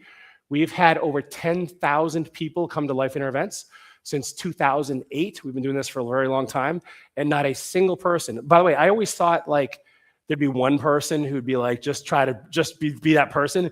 Not a single person has asked for their money back. And check this out. This isn't one of those little flimsy, like, come to the first half of the first day, and if it's not worth your money, we give your money back. I always hated those because, like, in my head, I had FOMO. Like, well, what if they cover something good on day 2 or day 3 or what? You know, it's a multi-day event. So I always stayed because I was afraid, like, they'd cover the good stuff later. This is, like, literally come to the full event, and if it's not amazing, like, we will give you your money back. And so if and by the way, I say get 2 because if any of you are in business with somebody else, it's really important you're on the same page. Just like it's really important for you and your spouse or your significant other to be on the same page in your relationship, like, business is just as important. Tim and Sherry from Colorado and Georgia said this: if you could put a cash value on what you got this weekend, what would that number be? For me, I'd say $120,000. And Sherry, who's a very sophisticated investor, by the way, she's written a book on hard money lending. She has all kinds of really cool stuff going on. She said easily. So that was really a compliment. If all this did for you, if you came out, and by the way, the event is 3 days long, and I realize it's a big ask, and I'll talk about that in a second. But if all this did for you is, let's say it even give you back 10 hours per week, that's 500 hours. That's over 10 weeks of free time in a year. Or if it allowed you to make more money, or even the same amount of money in less time, like what's that value for you? If you were to make the money, let's say you're making, $300,000 now and you're working 50 hours a week. What if you're able to make that in 20? Like, what's that value to you? So you can spend the time with your family doing the things that are most important to you, like the things that you love, the things that matter most. Or if it was to show you how to create a scalable business, like that wasn't worth zero if you decide to pass on. If you decide to pass it on, or if you were to pass on, would that be worth it? And then I would just ask yourself, like, what's the cost of not doing this? Like, some of you have your 3-year plan and your 5-year plan and 10-year plan. It looks amazing. And when you project forward, you see yourself in a pretty amazing place. And I'm so excited for you. But if you see something that is not what you really want, or you're kind of like looking at it, and you're like, man, I can do better, or gosh, that's terrifying. Like, I'd encourage you to really consider spending a few days with us. And it's not 2 tickets for $1,200. It's not even 50% off for $597, which even that would be an amazing deal, or 75% off. It's free. These events are free for you guys. This is for Ted. Give Ted the round of applause. Like,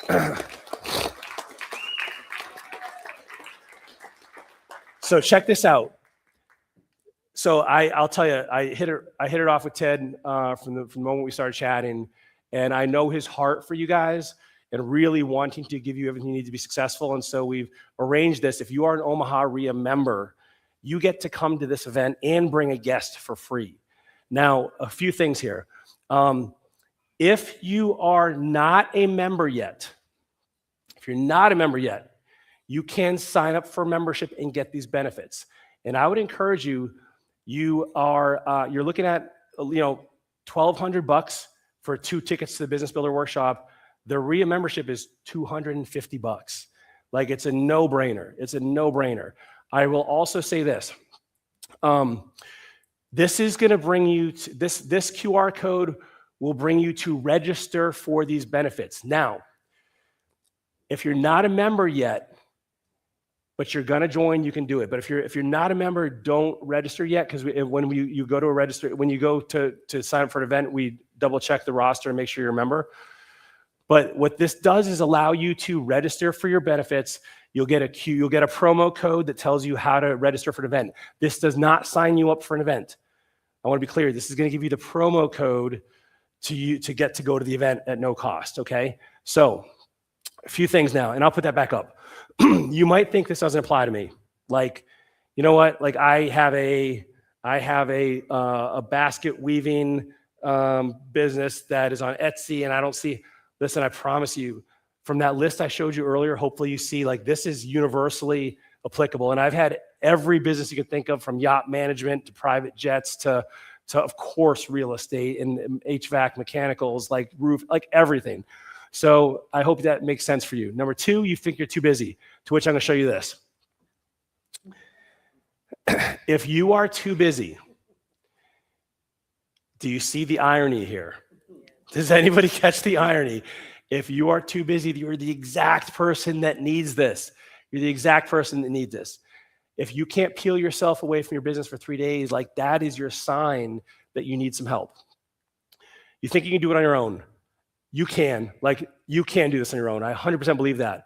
But it's way harder, and it's going to take you way longer.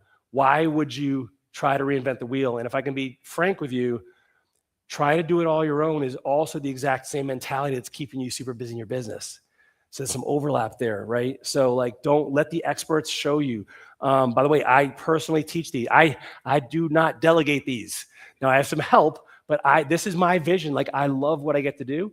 And so I teach these events. And so, by the way, if If this has been terrible for you for the last hour, don't come because you're stuck with me for 3 days.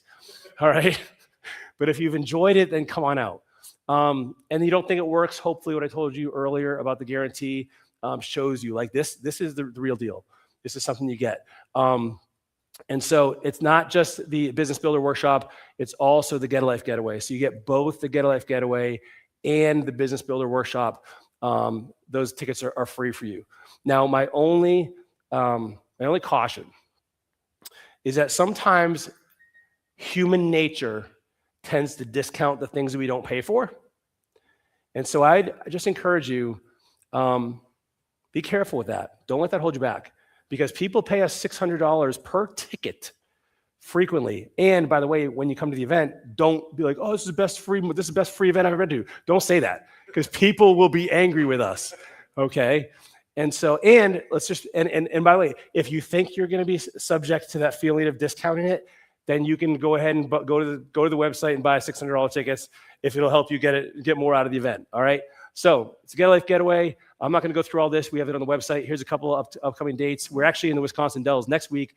We have roughly 3 to 4 of each of these events per year all over the country.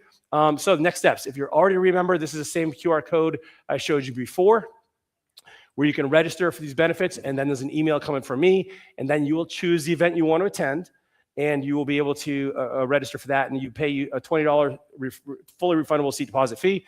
Or if you're not a REIA member yet, you join the REIA first. Now, to make this even more fun, as Ted mentioned, I recently, I'm not even a month into this, that book some of you guys already have was on Amazon. We hit bestseller status in both work-life balance as well as entrepreneurship. And so, yeah, thanks, man. And I'll tell you, that book for you guys, for everybody who signs up for membership, or if you renew your membership tonight, you will get a free copy of the book. And I'll find a table here. I'd be glad to sign it and be honored to meet you as well. Does anybody have any questions? And by the way, I'm going to ask you to step up to the microphone so people online can hear. I know it's kind of like this intimidating microphone right in the middle of the room. And If you're everybody's looking super at me. intimidated, I'll come to you, just so you know. Any questions? Raise your hand. What kind of questions we got? And while the questions are coming up, we do have a table set up out here for signing. Oh, cool. So we'll be very professional that way. And yeah, questions about the events, questions about the Lifeonaire bonuses, questions about the presentation, anything I can help with. Yeah, what do you got? My name is Chad Carr. One of the things that, great presentation, first of all. Oh, thank you, man. One of the things that you talked about legacy just for a little bit, and I feel like, a lot of entrepreneurs struggle when it's time to step away from their business and retire or sell their business. I had a really good friend tell me recently, he goes, I don't know what I would do. I've done this for 30 years. And so just speak to that just a little bit, because when I sold my business, I kind of struggled with that. And on a different note, how excited were you to see UConn get beat last night? Right. And you can tell everybody why you were excited. All right. Thank you, man. All right. So a couple things. And by the way, feel free to stay up here if you want to comment. I'd love to have a dialogue as well. So regarding when for your first part of your question, you started talking about legacy. I thought you were going to go in the direction of what we should leave our kids, whatever. And we could talk about that stuff too. But the main point I want to make sure I understand is when you've been doing something so long, and let's be clear, many of us call our business our baby. Yes? Hey, this is my baby. Okay, but let's just by parallel here, think about this for a second. You have a human baby that grows up and hopefully at some point moves out and becomes self-sufficient, right? And so our business should do the same thing. Now, to your point, when we pour our heart, our soul, our energy, our sweat, blood, and tears, all into a business. We find a lot of identity with that. We become known as the man or the woman. We're the one who has all the answers. We call all the shots. We get a lot of praise, acknowledgement. We get recognition. All of our we get our needs met. We are being rewarded. And what I've found is that in order to make a transition into out of business, there's a few things. And I also want to give a caveat here. This is my personal belief. We always need some source of meaning, and some other challenge. Otherwise, I believe that we kind of tend to, like, if we're not growing in some area, it doesn't have to be business. Like, I feel like a little part of us kind of like goes unfulfilled.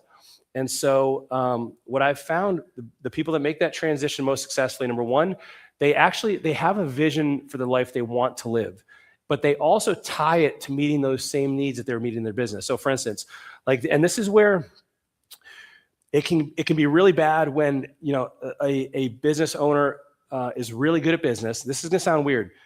It can be a detrimental thing when a business owner is really good at business, but none of those needs are being met outside of business. So maybe your husband or your wife is always nagging you. By the way, I coached a guy once. Him and his wife had a lot of friction, and their main source of complaint was how much he worked. I said, well, what are you doing to deal with that? He's like, well, I just work later, so I don't have to listen to her. And I'm like, okay, I don't think that's the solution you're looking for, my friend. And so you need to find, like, what are the things outside of work that I find enjoyable? And sometimes I've had people literally have to go back decades before they remembered what was most valuable to them and what they used to enjoy and appreciate. I'll also say this is, like, you don't go from working a 60-hour work week to the 20 I showed you, like, overnight. That you peel off like 3 or 4 or 5 hours, and you find a way to fill that time, because like it's almost like going into shock. Like it will be like going into shock, and you won't know what to do. And so it's a process of discovery, of finding out, like, hey, what do I value most? And spend. By the way, I like come out to something like a Get a Life Getaway, where you can really dial in for 3 days. Like, who am I? Like, what do I value? What are my dreams and my goals, my aspirations? And I've accomplished these things, but what's next for me? And that stuff takes a lot of deliberate intention, and it takes time to peel yourself away from things. But when you go from cold turkey to nothing, like, that can be very disorienting. It can be very challenging, because now all of a sudden you feel like everything's been taken from you. Like, I've heard Zuckerberg talk about this before, where he's like, I haven't sold Facebook because, like, this is what I want to do, and I don't want the money. I just read another article a couple days ago. Another tech founder sold his. It was Minecraft, the developer of Minecraft. You guys may have seen this. Came out a couple days ago. He basically sold Minecraft for, I don't remember what the number was, a lot of money, over $1 billion.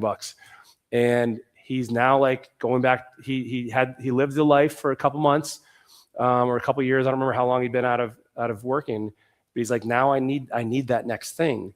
And so, but to your point, like, this isn't about, Lifeonaire isn't about retiring on a beach somewhere and just rotting away, because at some point you're gonna have sand in places you don't want it. Your skin's gonna feel like leather, and like that margarita is just gonna taste like acid. Like, and it's like, so that's not what it's about. But it is about finding what is most valuable to us.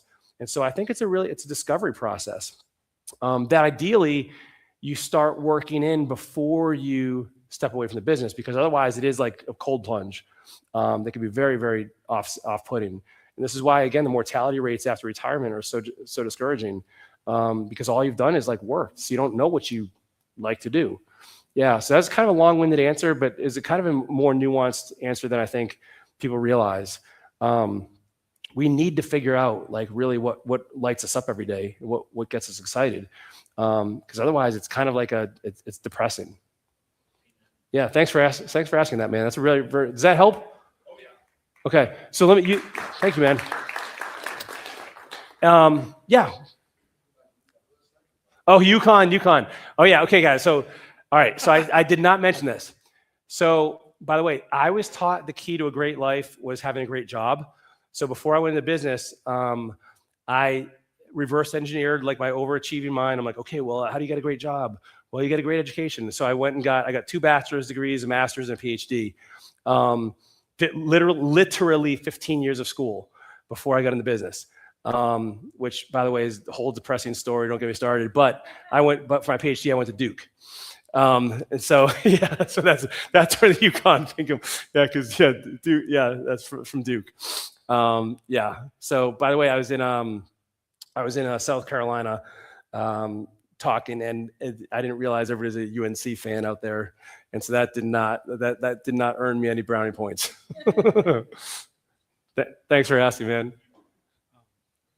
Phenomenal. So couple like at least two questions. Yeah. So what is your favorite principle that helps you cut through the noise of the world and focus on the signal of your relationships? Oh, dude, great question. Great question. Give him a hand for that one. So the two, I'd say this, I have two. So what he basically said is like, how do you really cut through the noise and focus on what's most important? So in business, my filter is a little bit different than it is in personal life. So in business, like I have a little Post-it note up above my computer screen that says, is this a constraint? Meaning like, this is the highest lever that I can pull in my business that's going to give me the result I'm looking for. Because listen, we can always find something to do in our business. Like, and let me also burst anyone's bubble in here who thinks this isn't true. You don't catch up in business. I want to repeat this. You do not catch up. You will never catch up. Because the smarter you get and the more advanced you get, the more you expand, the more ideas you have, the more things come on your plate, the more people have opportunities for you. Like, hey, check a look at this deal. Like, and so you will never catch up. So by having this Post-it note, it says, what is this a constraint? That keeps me focused on the number one thing in the business and make sure I'm not doing anything that's even moderately good. This is the best thing I can work on. In my personal life, what I've found is asking myself, like, what is the opinion I want those that I care about the most of me to be? And it's not about, and for me, that's my family. And so it's my wife and my kids. Like, what is the opinion how do they view me? And then I take actions in congruency with that.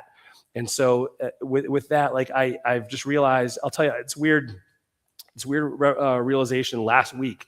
So I'm looking at my 5-year-old girl, like, and I just, my kids, like, they're so cute. Just like everybody thinks of their own kids. But I looked at her this day and I'm looking at her face and like, she's just so young. And it hit me that someday she's going to be an old lady. Dude, that shook me. That shook me that she's going to be an old lady someday.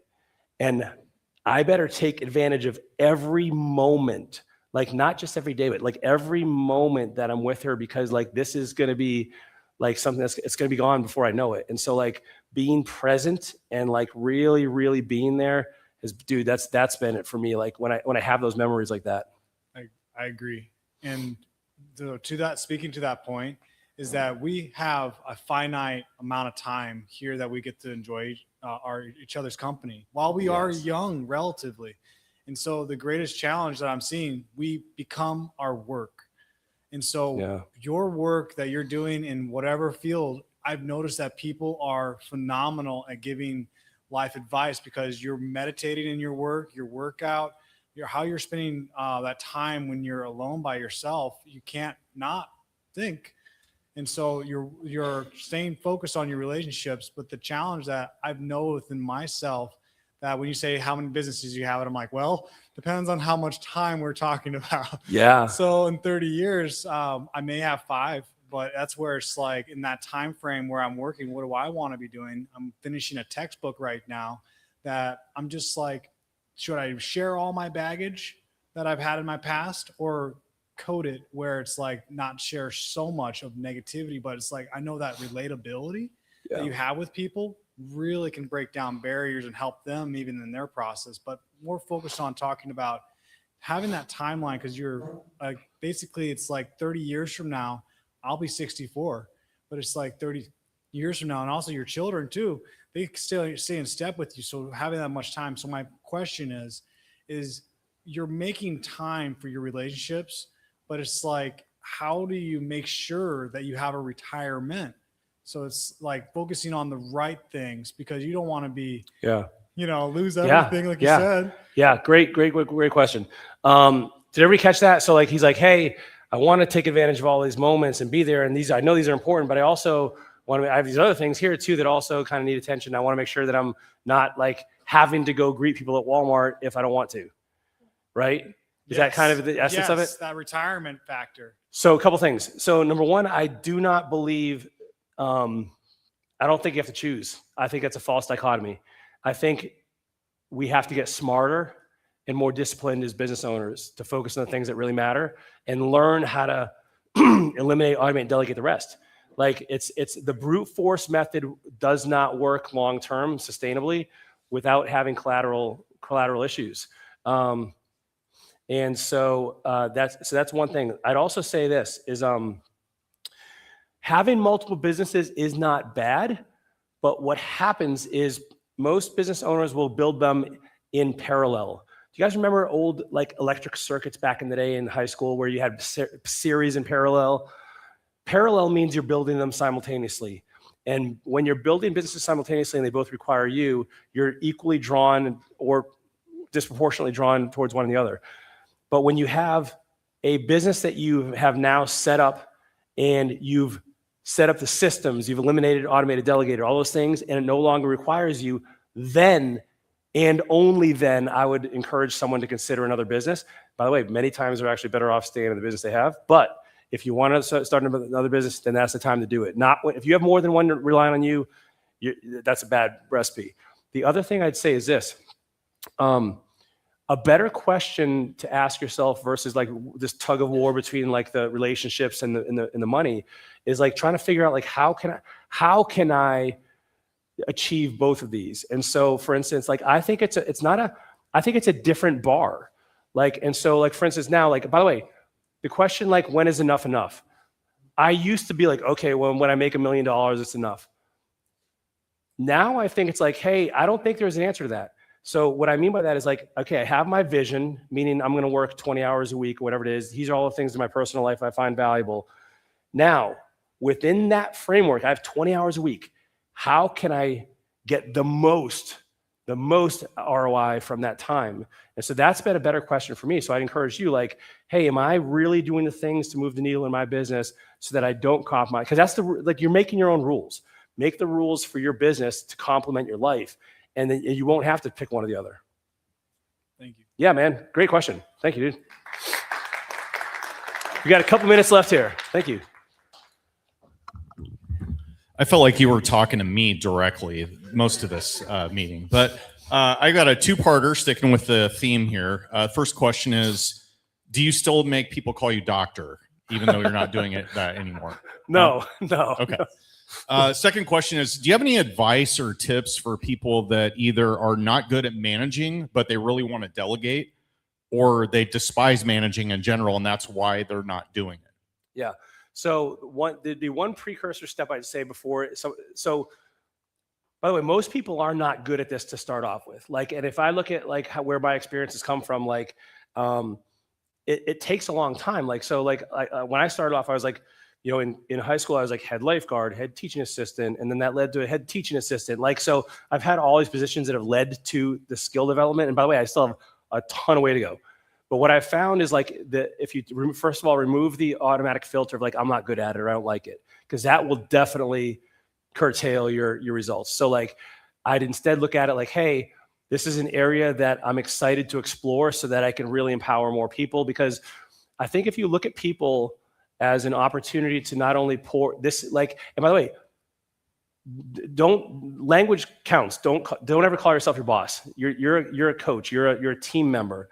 But what I've realized is like, if I look at my team as if like I'm helping them live the life they want to live and live their vision, like that feels good for me. If I'm helping somebody develop a new set of skills, that feels good for me. And so I've found opportunities to kind of coach people. That's kind of reframed how I look at that. The other thing I would say is sometimes the question is like, well, how do I get good at that? Well, of course, by doing it. But one of the problems that comes even before that is like finding the time.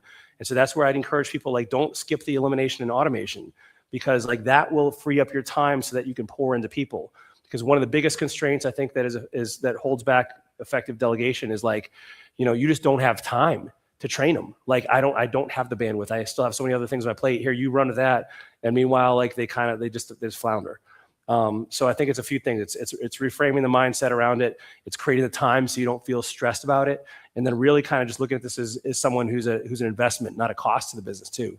Do you think the best first step, and you may have mentioned this, but I missed it, but is the best first step to figure out what you need to eliminate first when you're looking at, I have a mountain of tasks. I got to wear my marketing hat here, my bookkeeping hat here, my sales hat here, all those things. And you say, okay, what am I doing? And you take an inventory of all your daily tasks and you say, what can I eliminate? Is that the best step first before you delegate? Yep. No. So that's a great question. So we didn't talk about it tonight. So one of the ways you do, and the answer is yes, but the way you do it is, and I cover this in the book. It's called a business architecture map. And so my recommended way, this is the way I've been most successful, but not everybody has a little bit of a different taste on this. Take a mind map and start off with your departments in your business, everything from finance, IT, marketing, sales, operations, whatever. Outline within that mind map, underneath each appropriate position, what are all the things that go into this? And then you're going to build out your business through this BAM, the business architecture map. So you'll have a visual representation of everything involved in your business, all the moving parts. And then you'll ask a question for each one of those. Like, so for elimination, it's simply like, should this even be here? Is this a high ROI return for the direction of the business and where we want to go? For automation, is like, hey, do we really need a person to do this? Or is there systems or tools or software that could do it for us?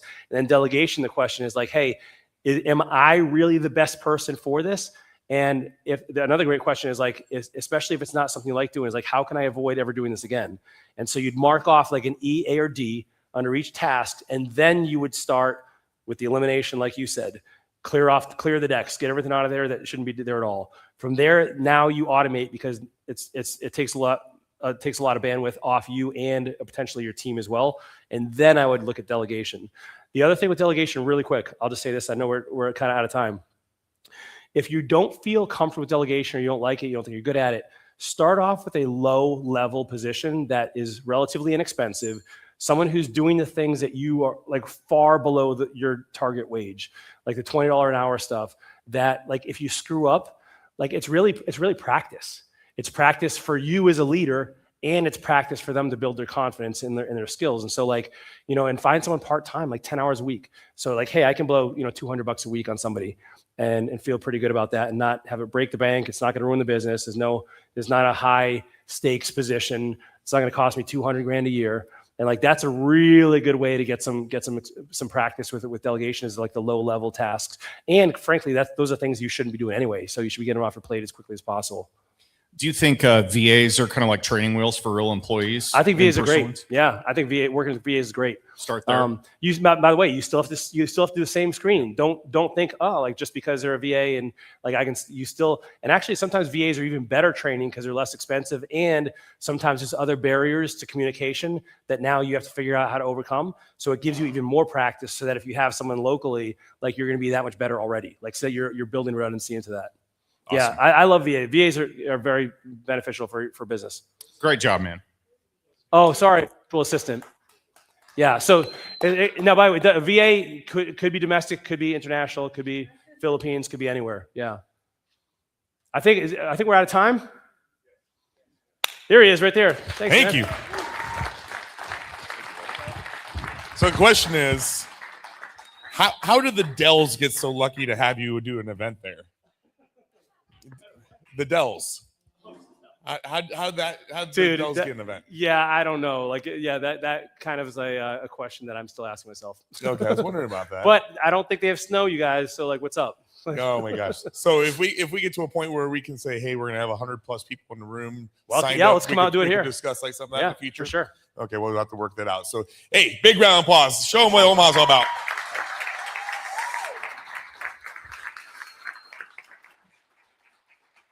Couple things I want to conclude on real quick. There's a couple book giveaways going on, and then how are you gonna do it? Just take these books and then sign, and then whoever first people in line to get them. Okay. There's some chances to win. So John's only got 3 cards and 5 gifts to give away in that bag. So, but if you want a chance to win something, throw it in there. He'll do a drawing, and then Marty, you already gave yours away, right? And then nobody. Yeah. So other than that, unless there's a chance to win right there. Other than that, we got another 40 books or so to give away still. And then we pulled out 5 or 6. And then every month we'll give one of those books away for our book giveaway every month. keep the name alive. So, hey, first off, if you get a chance to see our staff, please thank them for this opportunity. When we reached out to Jason about having him out, he's literally like, "Hey, my tickets are $600." I'm like, "Hey, man, we don't do paid speakers." And he's like, "Hey, I really want to get in front of this group. I've heard good things about the National REIA, so this is legit." He's really hooking us up on this, so really appreciate you doing that. Also, we have an open mic. I like to keep it quick because of time, and I want us to go have some drinks. But if you got something to announce, please keep it like under 30 seconds.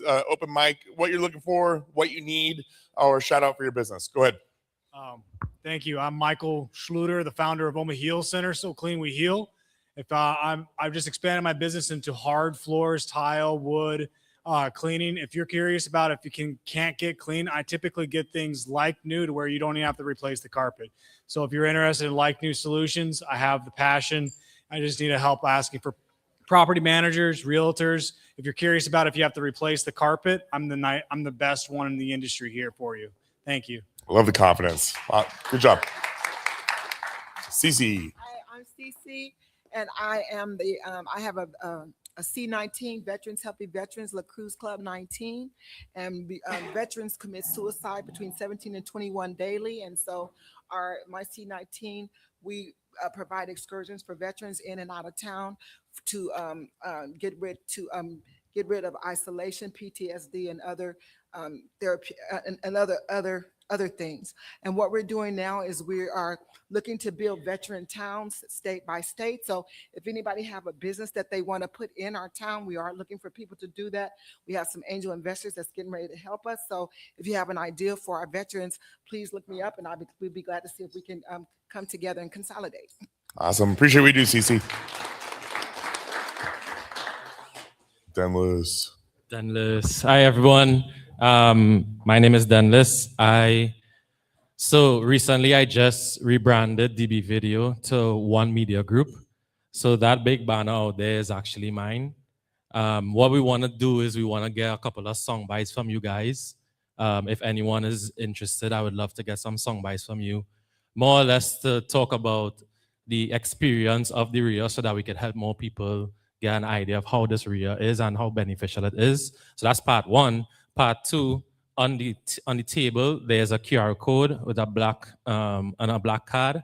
If you're a real estate agent, or actually if you're anyone, this is a promotional price for a reel that you want to create for your branding. We shoot everything in-house at the studio. You could check me at the table in the back for more information, but if you scan this, you'll get all the information that you need for it. So next month, hopefully, I'll be able to do a longer presentation, not at the end of it, but thanks for your time. Good job, Denlis. Hi, I'm Jennifer. I'm with Ledgerline Accounting. What my business does is that we help you guys. If you are trying to secure a business loan, buy a home, especially if you're self-employed, or if you are trying to get ready for taxes, since it's tax season right now, we help you kind of catch up and clean up on your books. We specialize in QuickBooks. We also do file taxes, and then in addition to that, we do IRS account monitoring. So instead of waiting for those notices to come in the mail, we kind of help you keep a pulse on that and kind of get ahead of responding to those lovely letters. No, you can't. So if you have anything, if you have your books behind, if you need any help with that, feel free to come up to me, okay? Thank you. Thank you. Andrew. Hello, everyone. I'm Andrew Peterson, owner of Noblecraft Roofing.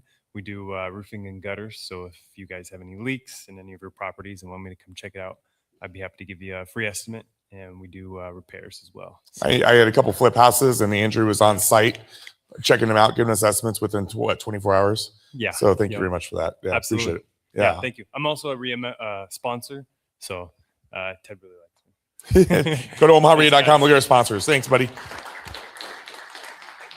Cool. Before we do the drawing, I was told by Alex in the back, who's running our new YouTube channel for the Cash and Dash, I had to do something really corny. Are you guys cool if I just do this video saying like and subscribe with you guys on the background? I don't do this crap, so don't judge. But I told him I would do it, and if I don't do it, he's like, do it on the side and walk up. I'm like, dude, I can't do that. It's too weird. So I at least tell you what I'm doing. Are you guys okay with this? Okay. So, hey guys, this is Ted with the Cash and Dash Show. Please like and subscribe to our podcast. I gotta get back to this REIA group. Everybody say hi. Yeah. Corny as shit. So, okay. Hey, so first off, thank you to Franco, our event sponsor tonight. We couldn't do what we do without you guys and all of our sponsors. Round of applause for them, please. Also, CJ in the back is our drink sponsor tonight. If you enjoy a drink or if you're not drinking and you just want to have a non-alcoholic drink, those are covered too. So it should cover most of our first drinks. So we go to the bar. There's some live jazz music going on there for the next half hour. If you love the jazz music, tip him. He'll stay longer. Andrew Arkbile, I think is his name. And anyway, great music, good times. They have a great old fashioned down there. If you like old fashions, not covered on tab, though, it's your first beer. And otherwise, there'd be no tab left, right? Because Tim would be all over it. And but with that, appreciate you, appreciate our sponsorships. Billy the Kid is coming. Don't forget about our event. We have a webinar tomorrow, and Jason flew in. One more round of applause for the stud himself. If you want the books, this is how many we got. And we are going to take them out to the table, get in line, and Jason's going to be out there signing. And we'll get it. So outside, we're going to do a signing. Please say thank you to all of our sponsors on the way out. I appreciate you guys. I love this group. Have a good night.